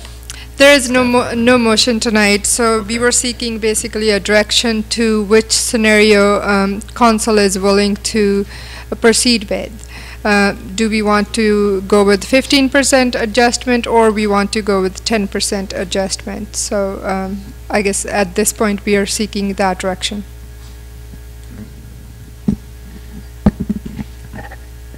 So, which one Mayor, is I the got questions. Go for it. As you were explaining the capital, so at a 50, if they were to go 15% with the reduction 15%, that's a net push of like a $1 increase a month on the combined utility bill. $3. It's up right now. $3. Yes. Okay. And that'll make So- your reserves for your water. Really, what we're solving for primarily with water is get reserves out of being negative and get into a positive position and a healthy position moving forward, which is going to take you, with this one, 4 years. Right, because right now we need to put a couple of wells online. We don't have the money to do that. And that's where we're supposed to have those reserves, because wells cost millions of dollars, and we can't do that because we're not collecting enough reserves. You should have roughly somewhere around, I would say, $2 million in reserves at all times, based on the size of your utility, the operating costs, and then your capital needs. And obviously, you're negative $3 million right now. Okay, thank you.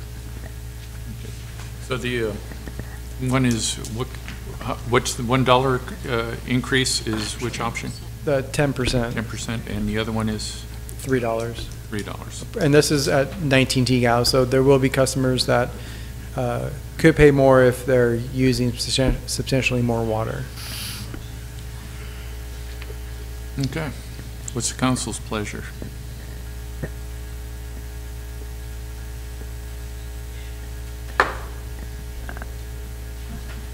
I'll just mention one more thing since it's a little sign. And then what this is doing is, if you give me direction to say 15%, then that's what I'm going to be drafting in our report that then comes back to you for you to review and deliberate on, and then you would be sending out the notices. So this won't be the only time that you'll get a lot more narrative, and the report's going to be pretty thick. Well, personally, I don't want to see the taxpayers get hit any worse than that, they are. I would opt out for the $1 increase myself. It gets us where we need to be at the moment. I'll make that a motion. Can you repeat the motion? Scenario 2. 10%.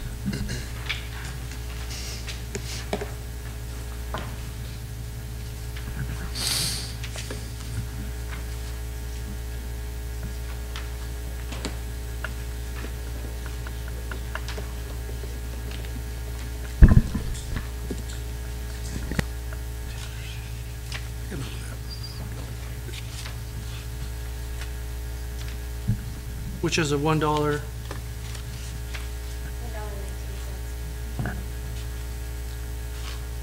Here, real quick.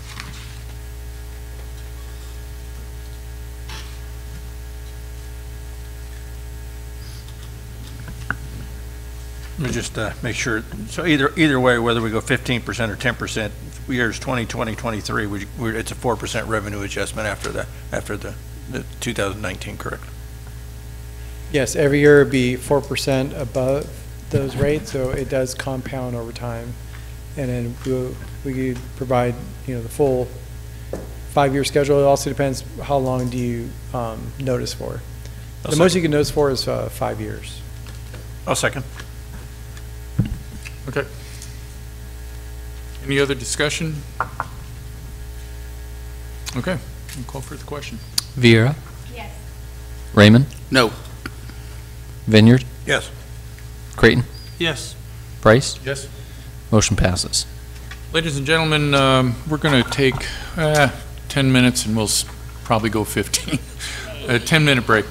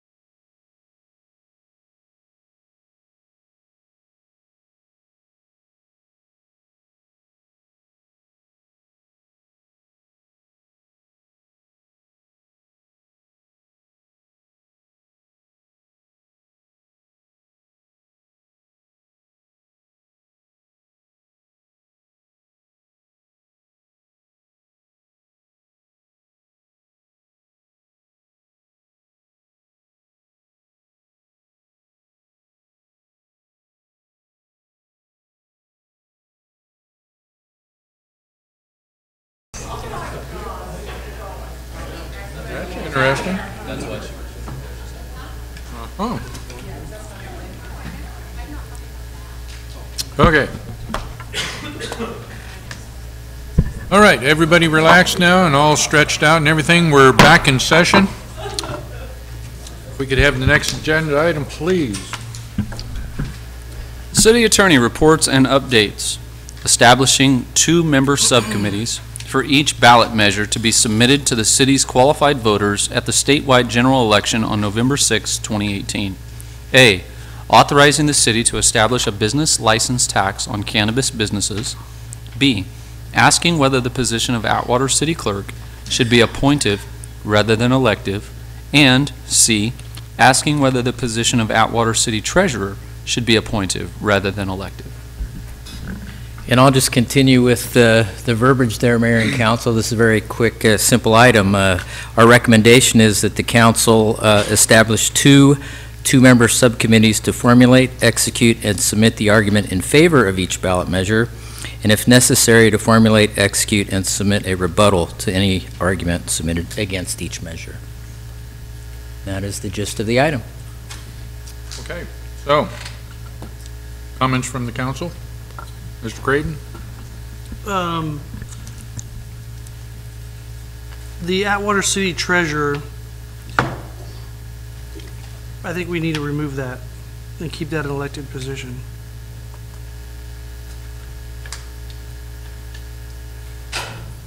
Mr. Raymond?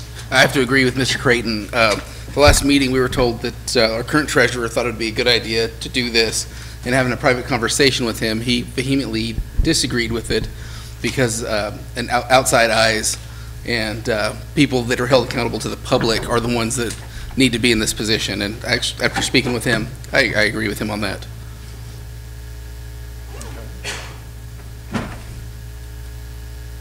Is that a motion? Motion to remove the city treasurer from the appointed position and keep it as an elected position. Second. Also, question, you got a second on that? Yeah. I have a question for the attorney. The 2-member subcommittees, do you need those with that motion? I would say if you want to remove one of them, do that first, and then that will, of course, come back to you because we'll have to direct the registrar not to unless... I just have a quick question. So the City Council previously adopted resolutions to place the ballot on the measure. So wouldn't we need to bring that back at another meeting to remove it because everything's already been sent to the... That's exactly where I'm going. So what I'd recommend is if you want to go ahead and vote on C here, and then we'll come back with the items that Gina just mentioned. Is there a fiscal impact, Gina? Then we would separately do a motion to appoint the 2 to the other 2. We didn't just get committed to $30,000 or anything like that, did we, on the... If we remove this, are we going to be penalized or do we create a problem? I think we still have time to remove them. I think what the city attorney is saying, just don't appoint anybody to C. We'll bring back a resolution to resend the previous resolution and get that over to the county, and then you can go ahead and act on A and B. Thank you. Then let me rescind that motion, actually, or amend that motion, that we do not appoint any subcommittee members to looking at the position of Atwater City Treasurer, and that we bring back that resolution to address it. I accept that. Okay. Any further comments or? Thank you. Okay. Call for the question. Vineyard? Yes. Raymond? Yes. Vieira? Yes. Creighton? Yes. Price? Yes. Motion passes. So now we just request that you appoint 2 subcommittees of 2. Motion to appoint Vineyard and Raymond to the cannabis and Vieira and Price to the city clerk. What are you doing? Supervisor. Now. We did, yeah. Okay. I didn't catch the, I caught the cannabis. Who's the 2 members for? Creighton and Creighton.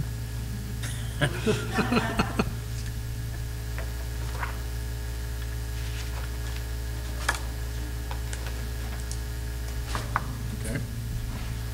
Any other discussion? Okay. Second. We need a second. I'll second it. Thanks. Call for the question. Creighton? Yes. Vieira? Yes. Raymond? Yes. Vineyard? Yes. Price? Yes. Motion passes. Reports and presentations from staff. Verbal report regarding the police department body cameras.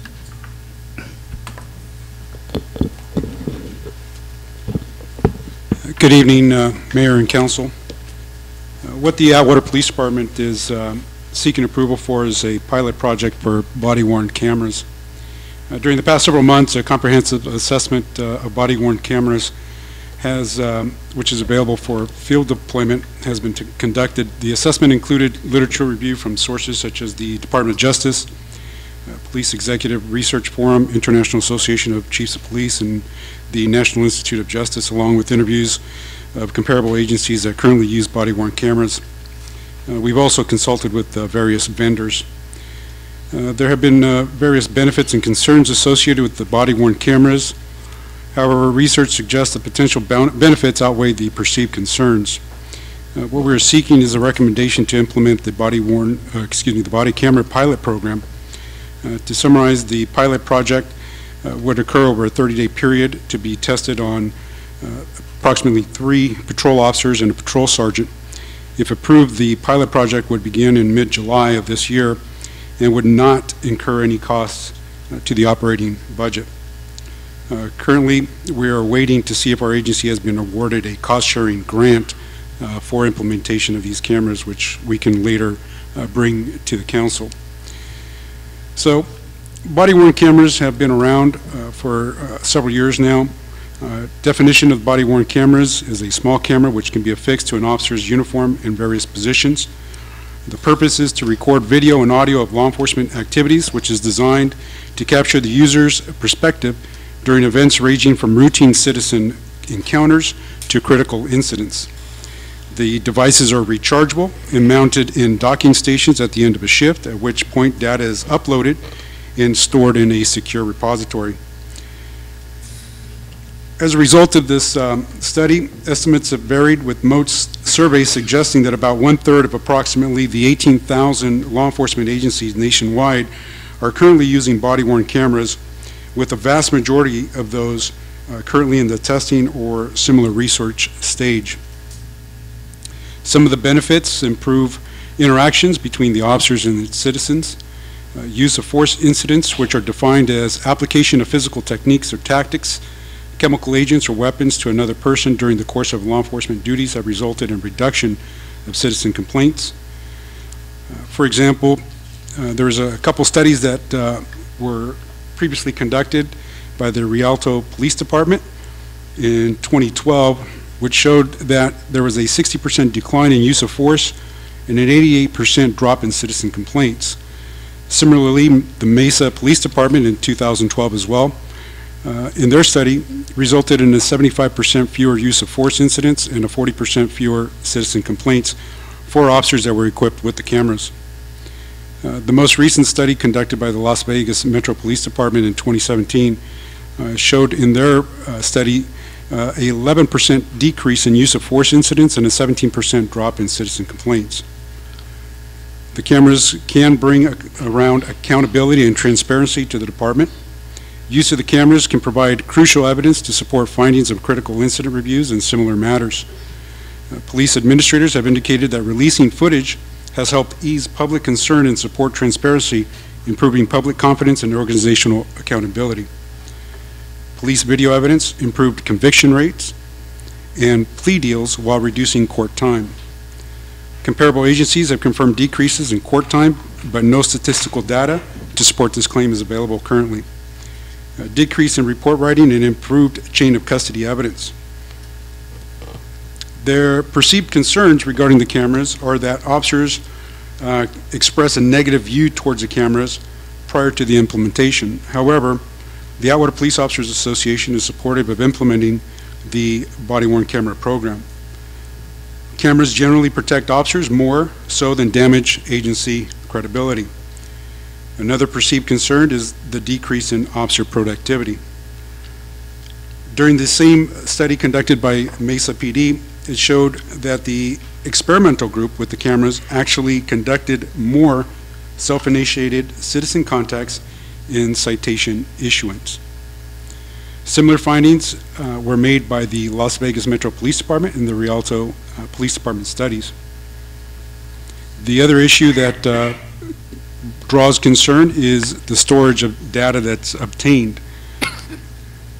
Currently, one of the most commonly used accesses for saving this data is through a government cloud storage base.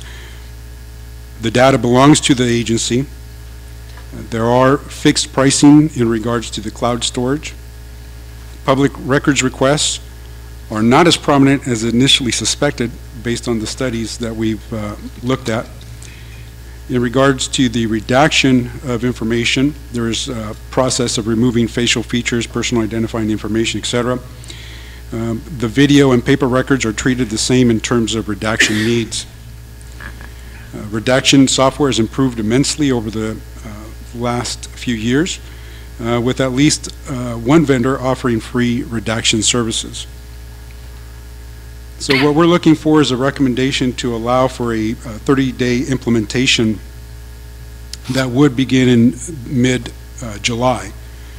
The assignment of cameras would be to officers who have a greater degree of citizen contacts that would provide an opportunity for more measurable data related to the body-worn cameras.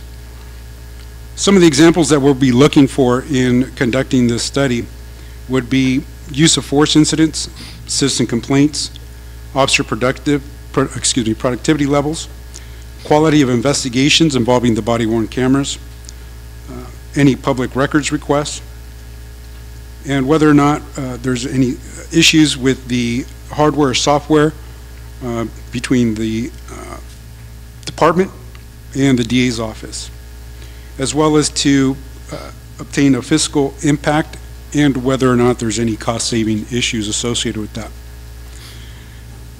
The preliminary implementation of this system would be of zero cost to the department. Should we implement that following the study, we would again come to the council, and preliminarily based on 24 cameras being issued to the agency would result in a cost of anywhere from $24,000 to $40,000. Obviously that would be dependent upon vendors and systems.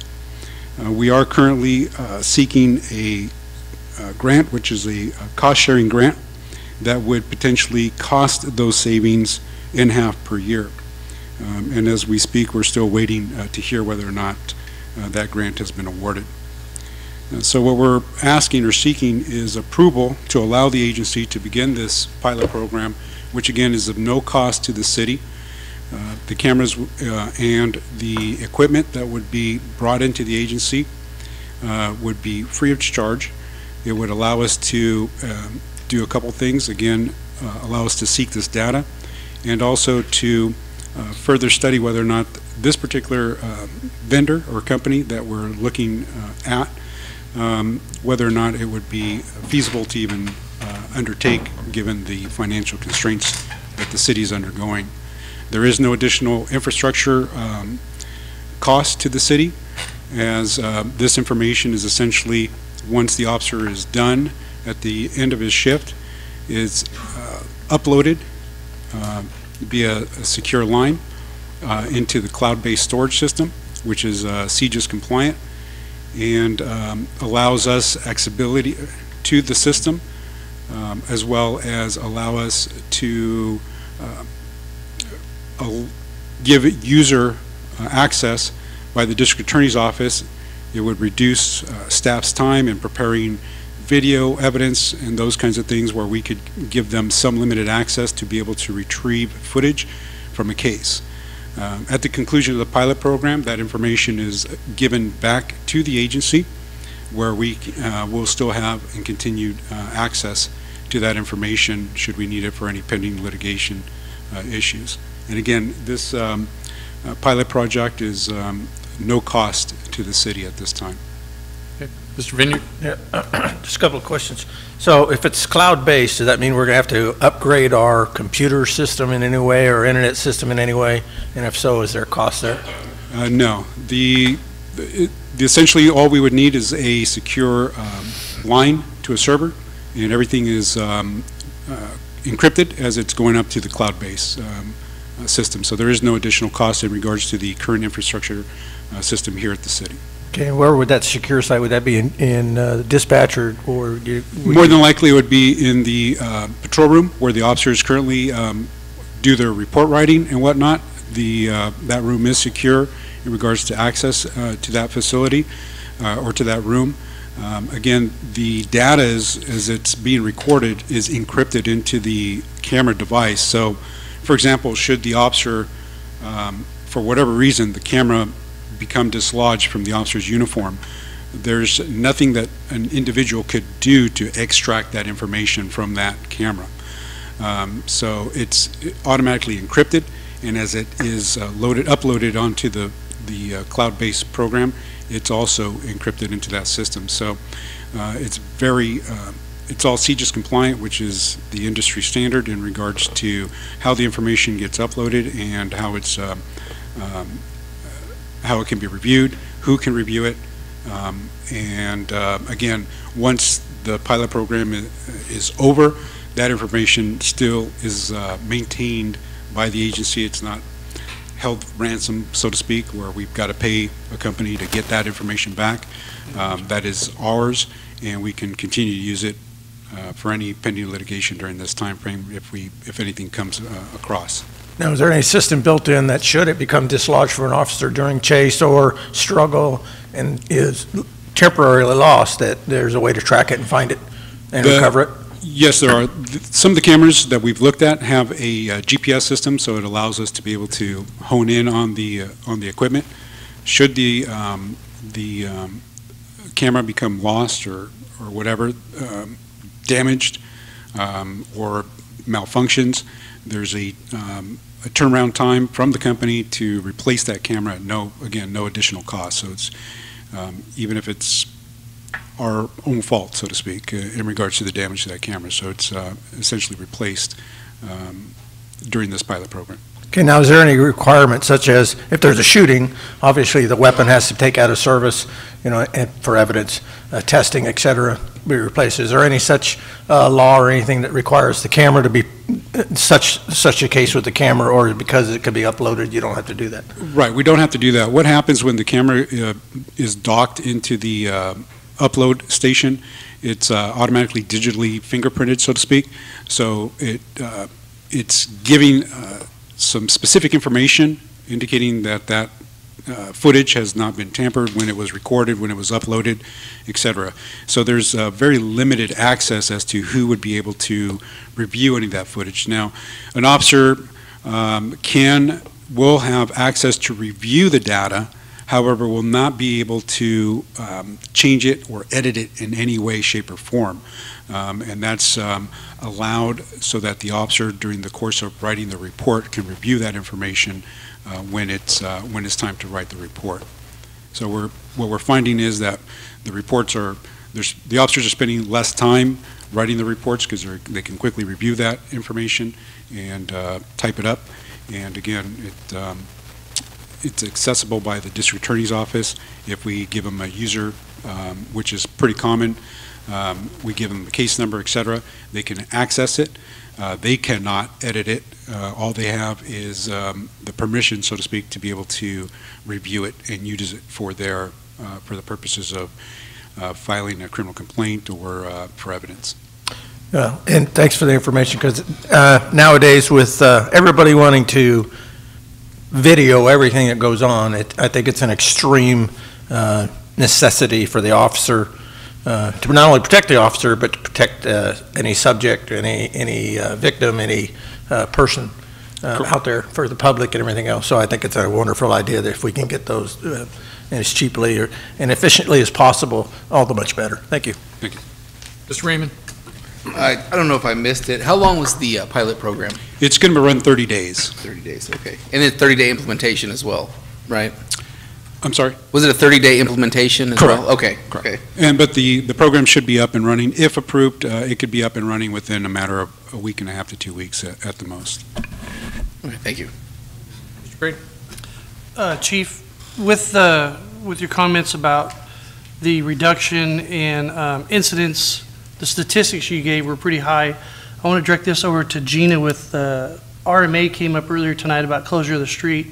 With these cameras, our risk and exposure to incidents would go down exponentially. So we would actually have a cost savings if we were to purchase these in the future after the 30-day trial period.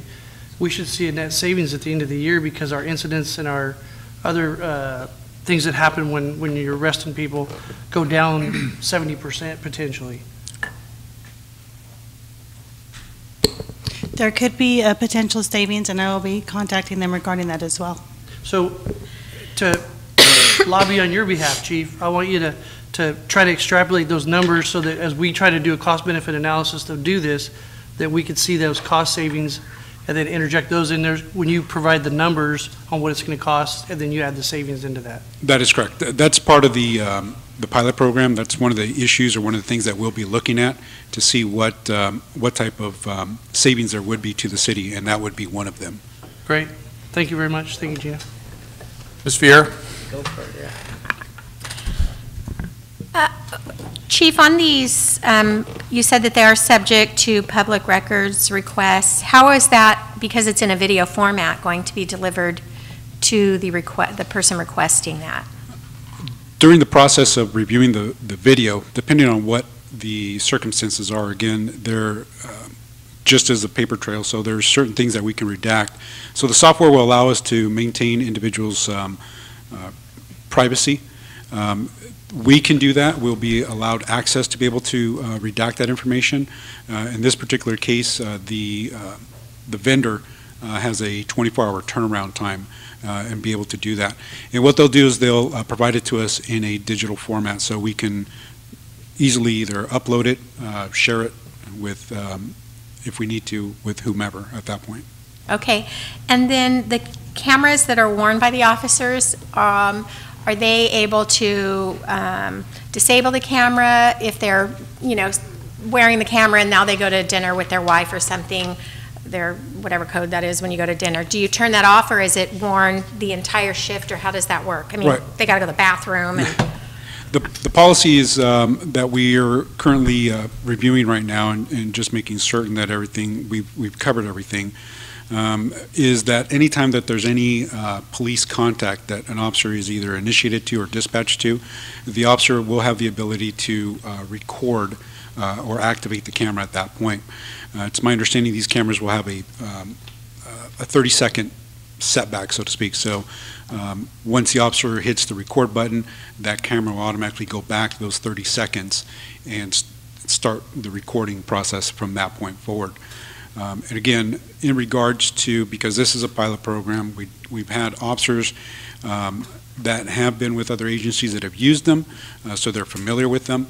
Obviously, there's going to be a learning curve with that goes, and that's where it allows us with the redaction and being able to go and look at something to that effect if we needed to remove that. The policy would also be in place that should an officer turn it off, there has to be a reason behind the officer turning off the camera. So he can't just, he or she cannot just turn the camera off without any plausible explanation as to why that's taking place. So essentially that camera would run throughout the entire contact with whatever incident it is that they're investigating or out with. Chief, I was wondering on the, here not several years ago, a lot of years ago, the city purchased dash cams and also one that also pointed to the back seat of patrol cars to observe people that had been arrested.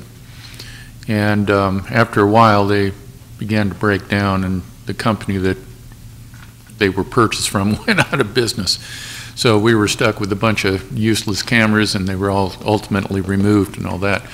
So I guess my question is, what's the reliability of these particular units as opposed to some other company that may make a similar one? Are they well established as far as having a track record of dependability and durability, that type of thing? Right. The technology is rapidly changing. So, for example, your iPhone, whatever number it is, 6 or 7, we're up to, I think, now the 10. So it's rapidly changing. And what the pilot program allows to do that's written into that, should we end up with a company, for the most part, the vendors every 2 years will automatically replace the cameras with the most current system that's available. Traditionally, the contracts are running anywhere between a 3 to 5 year contract period. So during that time frame, there would be at least 2 upgrades that the department would get at no additional cost by speaking with several of the vendors that we've been looking at.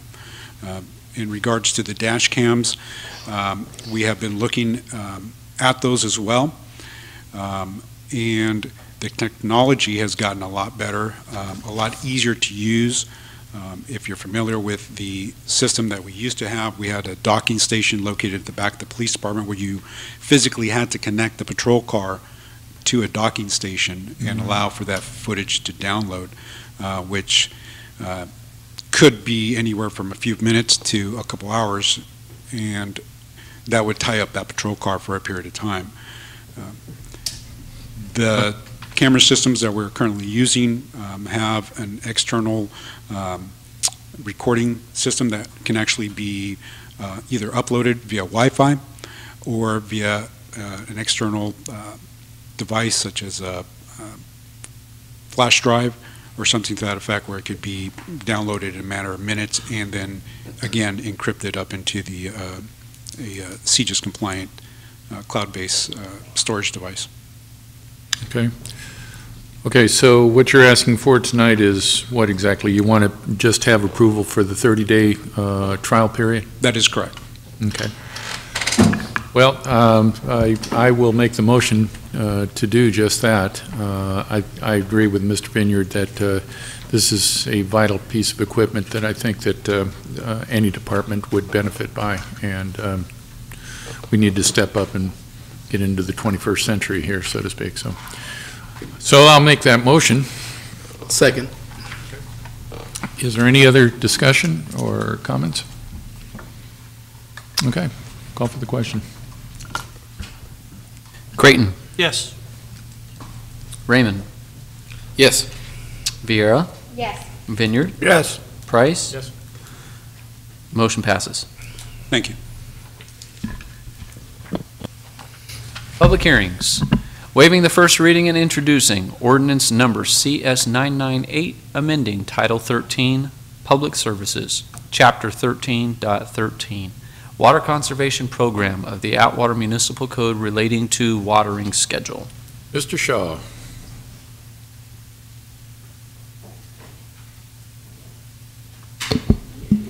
Yes, at the last meeting, it was recommended that we went back to the 3-day watering schedule. So this is putting Thursday on the even numbers and Friday on the odd number watering days. For your approval, if you want to go forward with that. Is there any comments or questions from the council?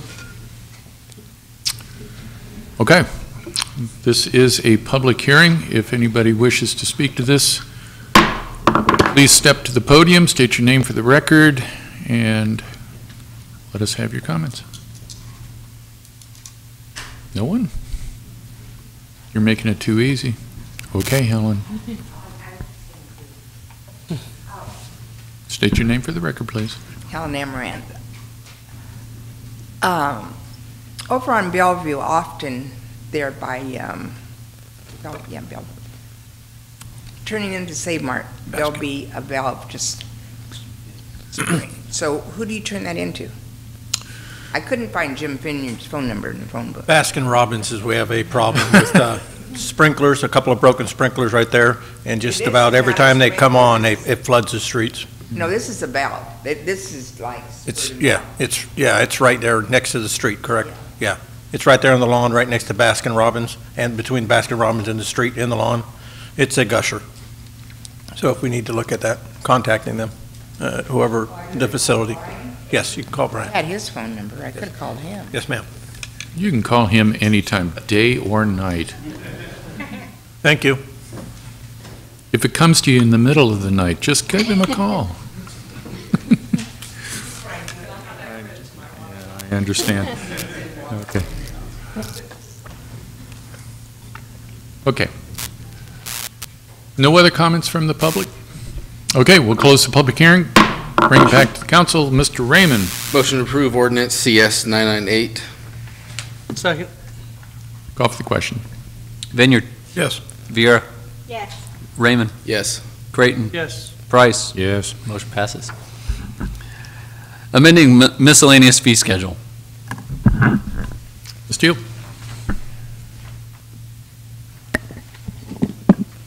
Good evening, Mayor and City Council members.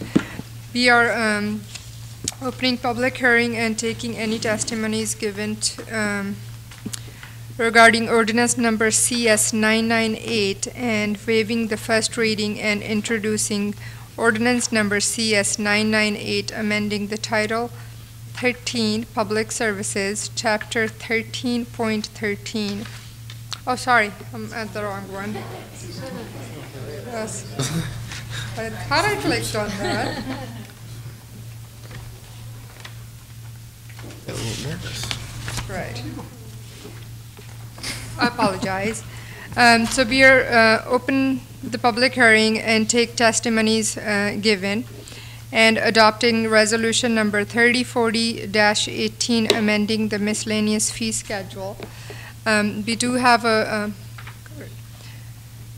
presentation. Kendall from RGS would be going over this miscellaneous fee schedule. Kendall? Mr. Mayor, members of council, thank you very much, Senator. Again, I'm Kendall Flint with RGS. What we're going to be going through tonight is basically just an overview of the update for the master fee schedule. This is something the city of Atwater has done on an annual basis, normally using a cost of living increase. And what we did this particular year is go back and really look at each of the departments and the types of costs and charges they were putting out there to make sure that they were accurate. California state law says that we're going to charge a fee for a service. You cannot, as an agency, make a profit on it. The idea is that it's supposed to capture the actual cost of delivering that service to the applicant or to the user, whoever that might be. So in this case, when we look at that, we make sure that all of the charges that are being suggested, in fact, are defensible. So when you look at methodology, we go back through and look at all the various fees that are being charged per department. Most of these, frankly, fall under community development, which would be planning, building, engineering, and public works. So when you look at that and you look at the other fee schedule, then you also look at parks and recreation, because that's another area where we saw within the city's budget that perhaps there were some fees that were not being appropriately charged or opportunities to increase revenue that was, again, defensible. Then we take a look at the fully burdened rate for staff members. So what the fully burdened rate says is that basically when you have someone that's doing a job, whether it's an employee or a contractor, you want to know what the total cost per hour is for them to deliver that service. Now, what you can't do is you can't have an applicant pay a greater fee than the hour of time that they are using that individual for, right? So you can't jack that rate up in order to make up for other losses. So you really have to be careful about how that is put together. And then finally, we look at all the various costs associated with the operation of the city. So for each department, when we have things like administration, that would be the cost of utilities, phones, IT, rents, leases, things like that. That has another cost that's associated with it. So we looked at all those different fees, we looked at the universal building codes, and then we also looked at all the various costs associated for these various departments and then for the users. As it pertains to Parks and Recreation, I want to say thank you so much for folks that gave us really good data. A number of the programs that are offered here by the City of Atwater are very beloved, but they in fact are beloved by non-residents, people that are coming in from other cities. And while we welcome them into the community, it's very common practice for cities to charge a higher rate for people that are coming in to use their baseball fields and or participate in programs if they're not residents. And we also took a look at some of the market rates that were being charged in that area to figure out if we had some places to move. Now the big thing with looking at a cost, and this is really again back to community development, you have your direct cost, which is the cost for that particular employee, including salaries, benefits, all the things that go along with that.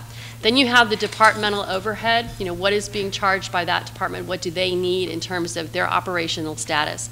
The citywide overhead, and then California law also allows for the city to collect a percentage of that as a set aside for future uses for things like updates to your zoning code or your general plan, or even perhaps updating your housing element. So they call these plan and policy updates and maintenance fees. It's a small set aside, but it can add up over time, and when combined with other things will help the city be better positioned later.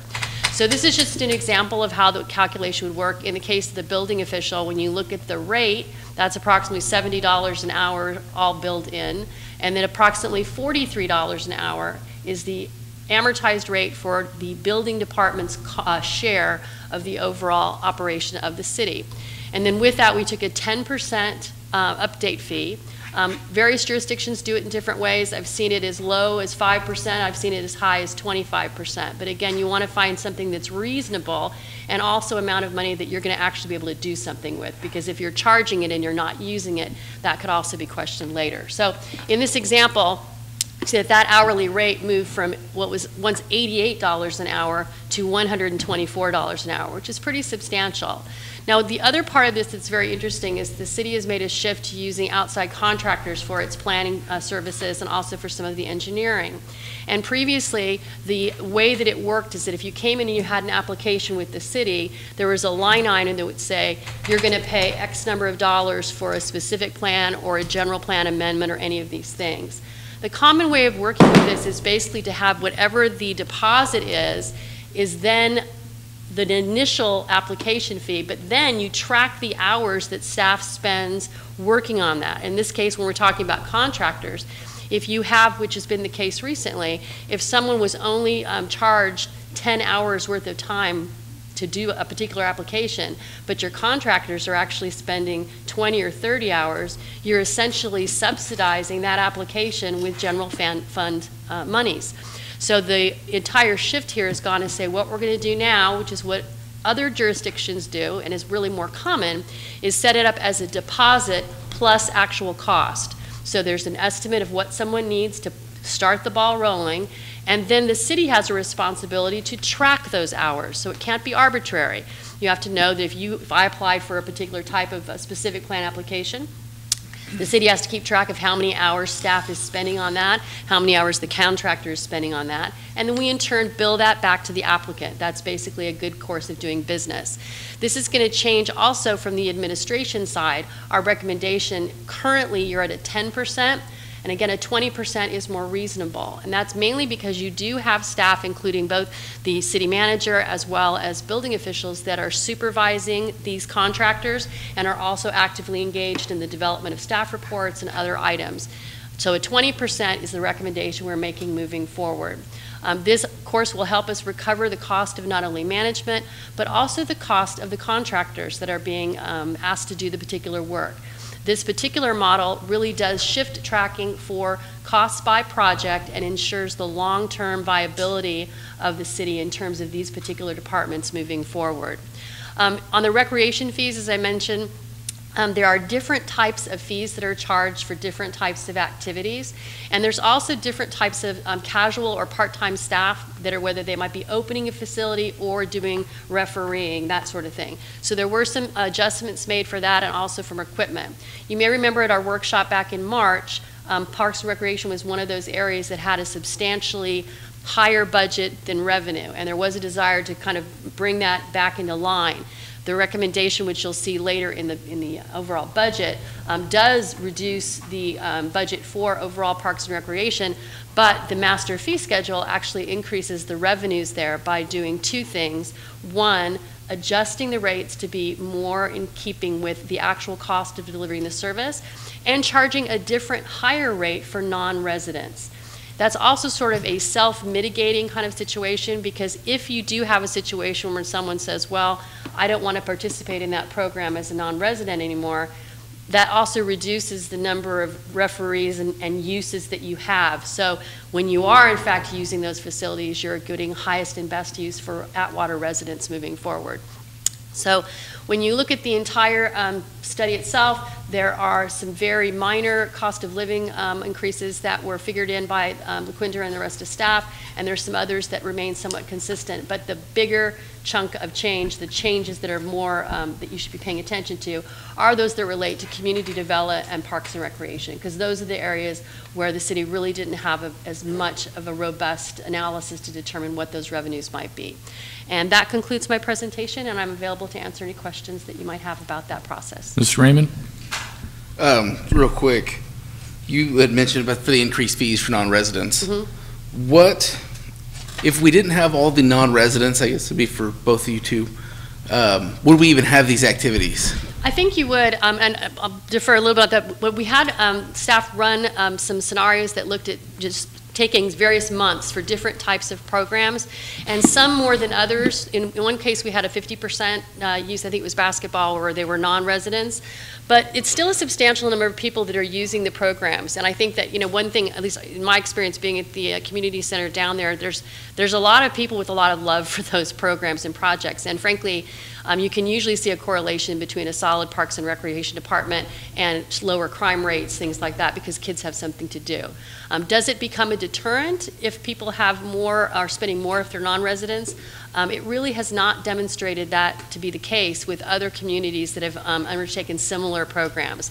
And in some cases, I think also looking forward for Parks and Recreation, we anticipate working closely with staff to examine other types of models that might find new ways for it to approach that. So if we found out, for example, that the majority of that 50% were all from Livingston, and Livingston was not offering that type of a program, we might be able to enter into some sort of a cooperative arrangement with them to provide services on a joint basis. This was done previously with the cities of San Carlos and Half Moon Bay when they were trying to figure out how to handle their parks department. But to answer your question, I think that the programs you do have good participation numbers. I think it is possible for those to break even, and in some cases actually make a little money.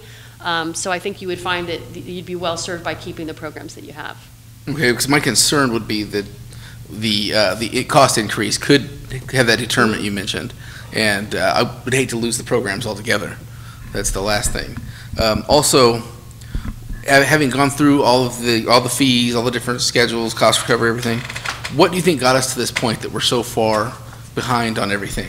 You know, I think, as I've mentioned before, I don't think it's productive really to look backwards, but I can tell you that what's historically accurate for other jurisdictions, including Atwater, first of all, when it pertains to some things like community development, a lot of places say, you know, we really don't want to charge fees. We want to keep everything as low cost as possible in order to attract business and inspire development.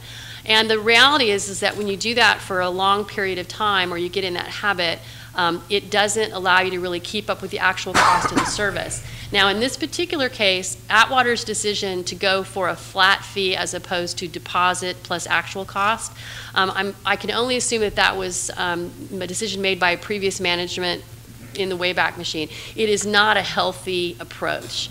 Again, because community development is one of those things where, you know, it's one of the reasons cities incorporate. You know, you have police, but it's also land planning and making sure that you can control those decisions. And in order to be providing a good community and one that you want people to develop in, you really have to have solid planning in place to make that happen. So I think it's probably just one of those things that people got used to doing it year after year after year after year, and it just perpetuated itself. And now's the time to stop that and set yourselves to a course that is going to allow you to recover those costs in a reasonable manner and track them. And make no mistake, it will also fall to the consultant team and the staff to track, because you can't Once you take money and say, I'm going to do this by the hour, you've got to be able to show them the numbers by the hour. And it will take some, I think, a learning curve for everyone to get on that page. But once you get there, it makes it a lot easier to budget for your projects and programs moving forward. Okay, so this new methodology should break the cycle. Yes. Thank you. You're welcome. I just wanted to mention, I equate this to kind of the water rates that, everybody took a hit on here for several years. Now we're playing catch-up is essentially what we're doing. So I'm even though this is, reflecting in an increase, it is a necessary evil, unfortunately. With respect to the non-residents, what is your plan for that? I mean, is the 95301 can't be the whole thing, so how is that supposed to be incorporated? In most jurisdictions, and this would be a policy thing that we'd probably have to come back to you for, but most places would take a look at whatever your mailing address is, and you'd have to be a voter, or not necessarily a voter, but able to register to vote, or your physical primary address is in the city limits of Atwater. That would constitute you as a resident. Most of the time, people, in order to verify that, would do that either by a driver's license or a utility bill or something that shows that. Again, I can only use my husband, Steve, who's so good to sit here all night and be so nice. He plays soccer in Palo Alto. We do not live in Palo Alto. So for the last 8 years, he pays an increased fee to participate in that program. Super common. It's not something that you would just do all at once. You would rotate it, as the new leagues start up, let people know that this is what's going on. And, frankly, I think in a lot of cases, these investments allow you to provide better programs and better equipment and recoup those costs for what you need to deliver.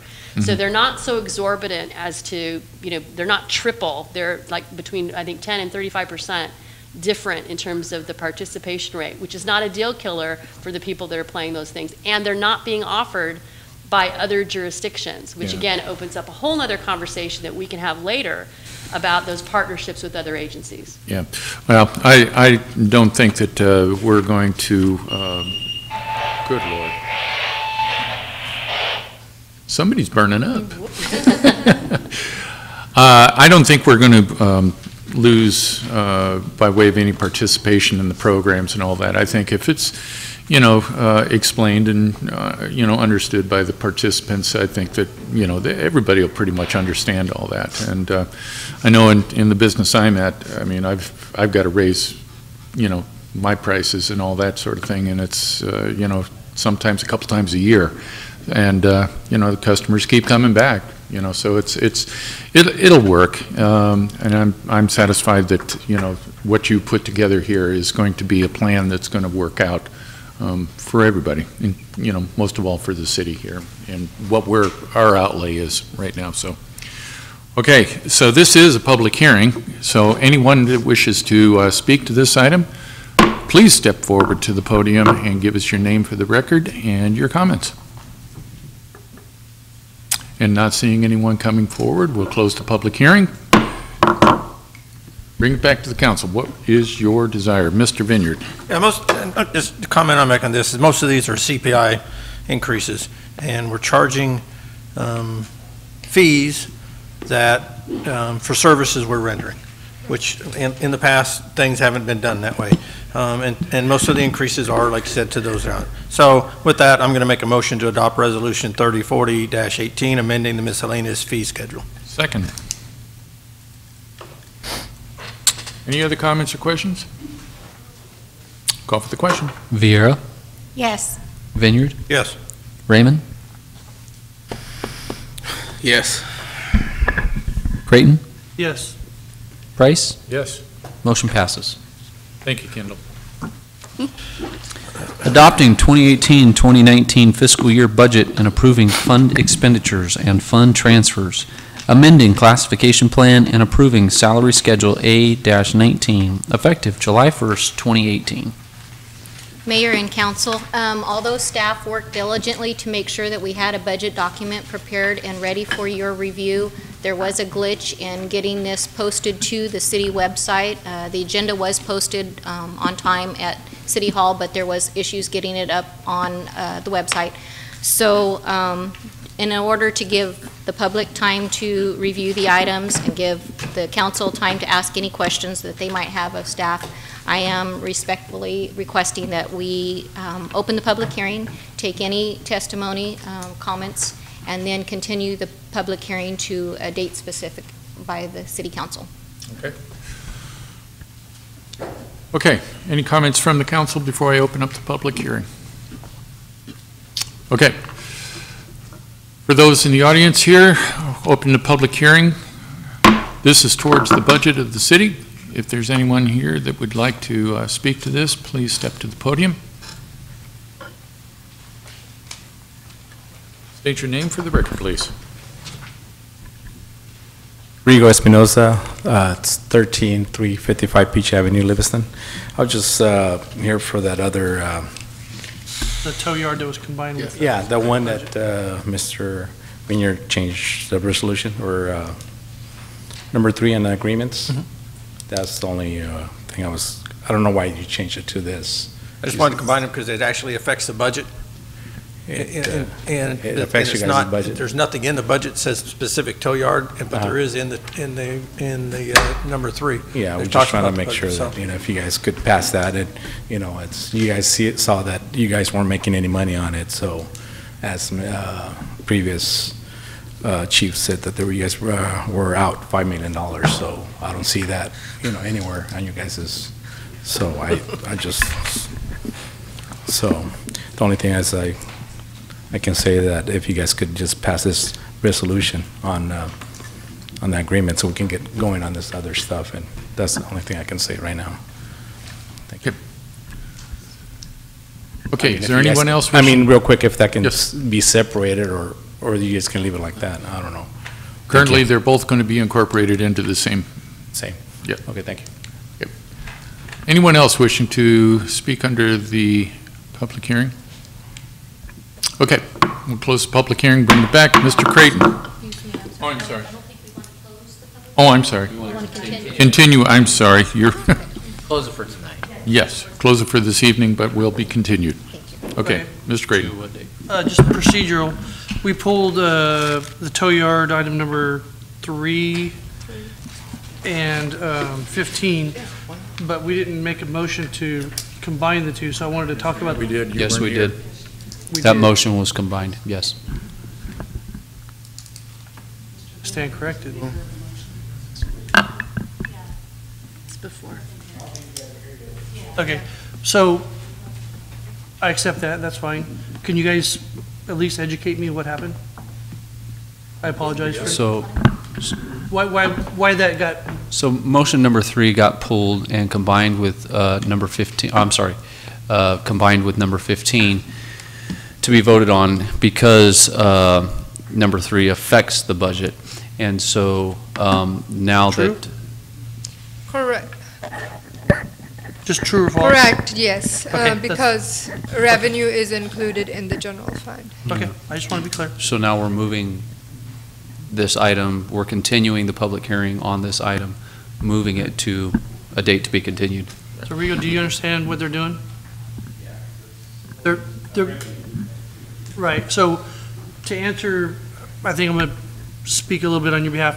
We're going to continue standard operating procedure with the tow yard companies because they're here. They've endured this whole long meeting tonight.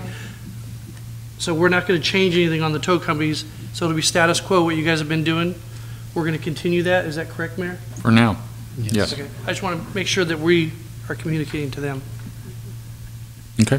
Thank you for the update. Mr. Raymond?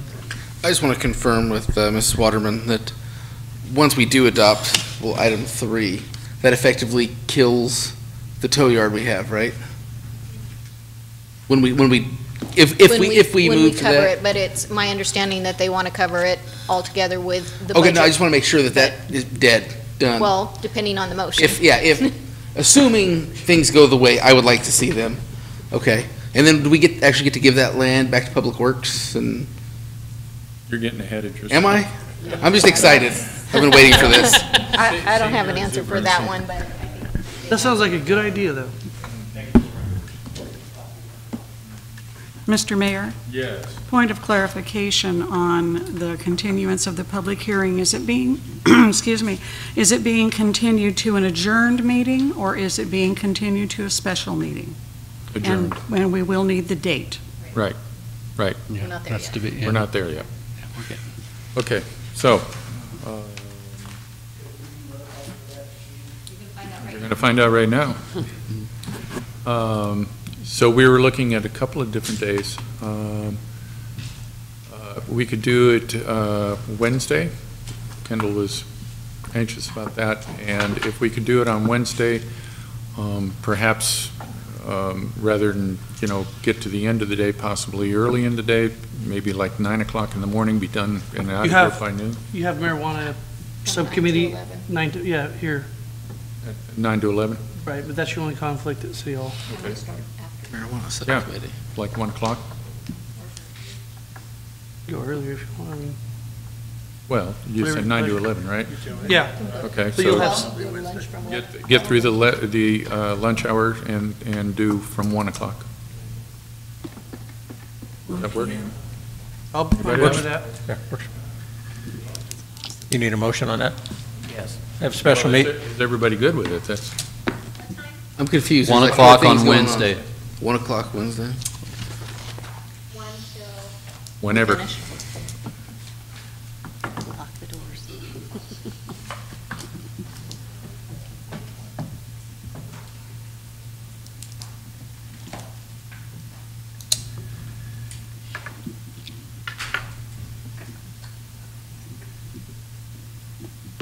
What's on the agenda? Just the budget, right? The budget and so. But that's part of the, part of the budget. Right. Are we gonna have that a separate item like we do tonight, Gonna but be- during the same? It should all be as It'll one. all be incorporated. Yeah. That was the 1 motion. o'clock's The not good motion for was me, that the but one- I can be late. Tom, we can do that 105. as one item as a 105. budget, the tow yard? You're 4:05, that way It's already part of it, yeah. Okay. Okay? So continue we're good on to, that? so a motion to continue it to Wednesday at 1 o'clock? To Wednesday, June 27th at 1 o'clock. Yes. So made. He said he'd be here later. Okay. So I'll make that motion. Okay? Second. 1 PM, right? 1 PM Wednesday. Okay, call for the question. Creighton? Yes. Vineyard? Yes. Viera? Yes. Raymond? Yes. Price? Yes. Motion passes, and once again, we are continuing the public hearing to June 27th at 1 PM. And again, is that a special meeting or adjourned? Adjourning. Adjourned. Thank you.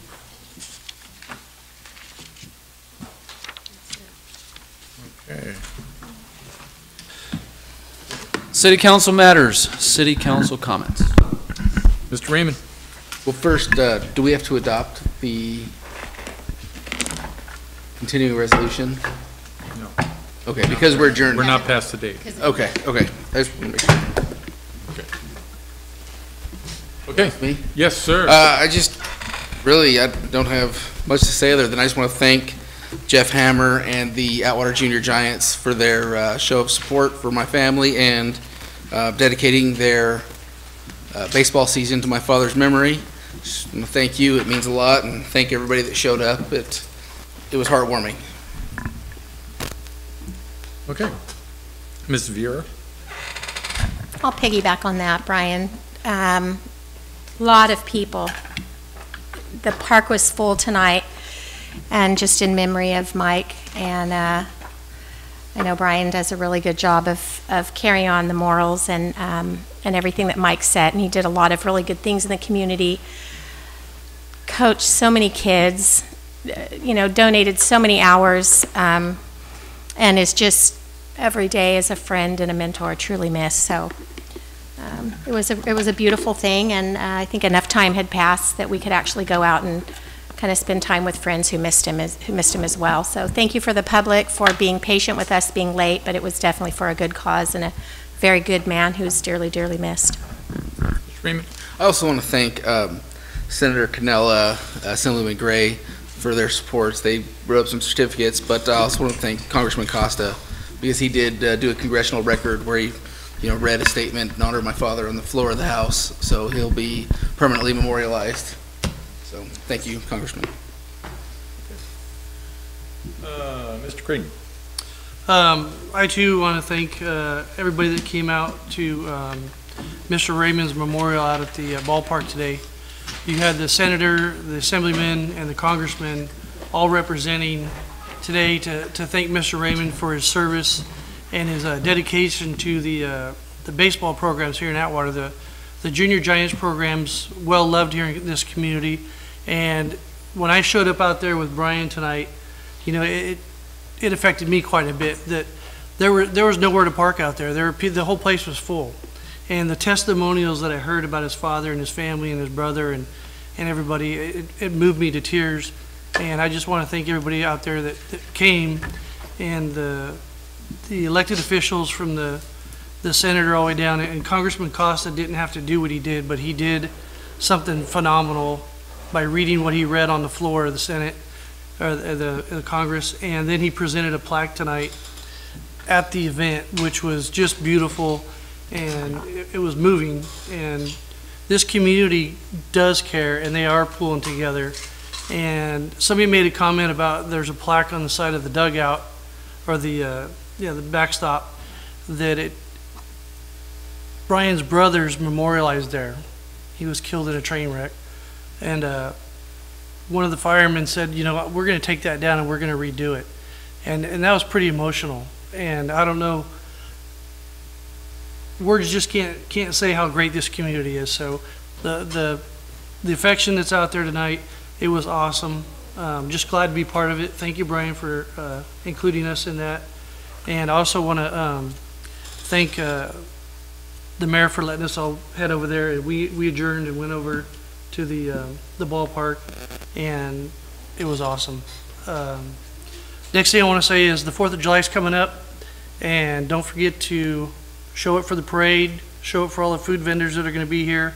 There's how many food vendors we have now, Sandy? Do you know what's going on? I have no idea. We're not working with the chamber on kind of. The 4th of July is out there. It's a right. on their own. It's nothing to do with the chamber. But they're not giving. Okay, so anyway. Like 10 food. Yeah. Yeah. I don't have an updated list. We'll probably have 30 or 40,000 people influx into our community for that day.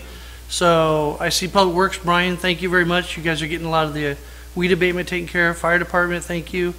And the street sweeping is looking good out there. So I'm really excited to show off Atwater the 4th of July. So thank you, everyone, and thank you, Kendall, for your hard work.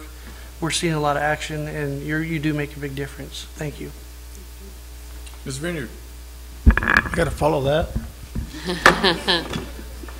I want to thank Lori and staff for all the work they're doing. Kendall, the work you're doing.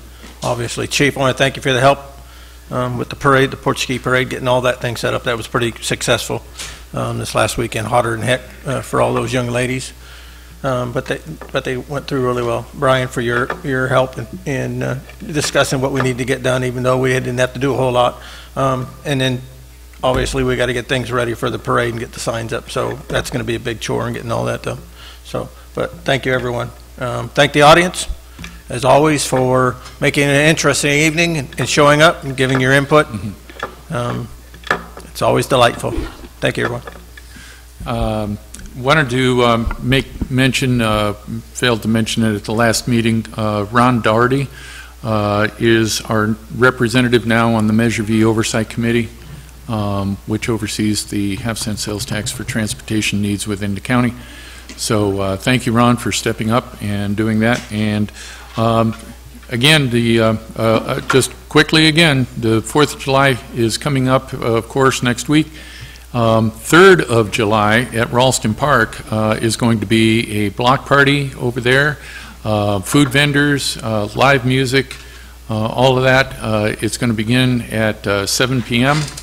And Margaritaville is going to be open over there, and you could probably sneak a beer or two out of there as well, for a small price, of course. And the food vendors and everybody will also be providing, whatever, you may want to have over there in the way of food. And then on the 4th of July, of course, the parade, the Run for Independence in the morning, and all-day festivities, again, over at Ralston Park and out at Castle. And Folks, it is $10 to come through the gate. Let me just say that again. It's $10 to come through the gate with a car, okay? There's a lot of people every year come in there and say, well, I got a friend that's over here and I live over at the RV park and all that, and it's nonsense. They're just trying to get past us, trying to save time. This is a big deal to the community. Everybody likes it. Everybody wants it. Everybody enjoys the full day. But it takes money to do it. This is not a city. If you own a business out there, you'll have to go and get a pass. I own a business out there, and I gotta have one. Who's getting the passes? We'll provide those, but well, we'll. Just kidding. Yeah, I figured as much. In any case, yeah, it's $10. It's 20 to you. In any case, please, understand that this is a big deal to the community, but it takes a lot of money, a scandalous amount of money, to put this on every year. And what we make at the gate out of Castle is basically the seed money for the next year. So just understand that. It might be funny to sneak under the tent at the circus or something like that, but it's another thing. When we're putting on $30,000 worth of fireworks. And provide music out there and all that kind of stuff. So please, come on out, have a great time. We've got great entertainers this year. I just can't say enough about it. Mike Hammer and the Nails, everybody knows them as the local favorites. And Daniel Castro coming over from San Jose and his group. You will not be disappointed. This is going to be a fun day. So come on out. We're going to have a good time with it all. So with that, any other afterthoughts, anything from anybody? Okay. Thank you, Mr. Hallinan. And once again, Doug, you're in our prayers tonight. God bless you and your family. This meeting is adjourned.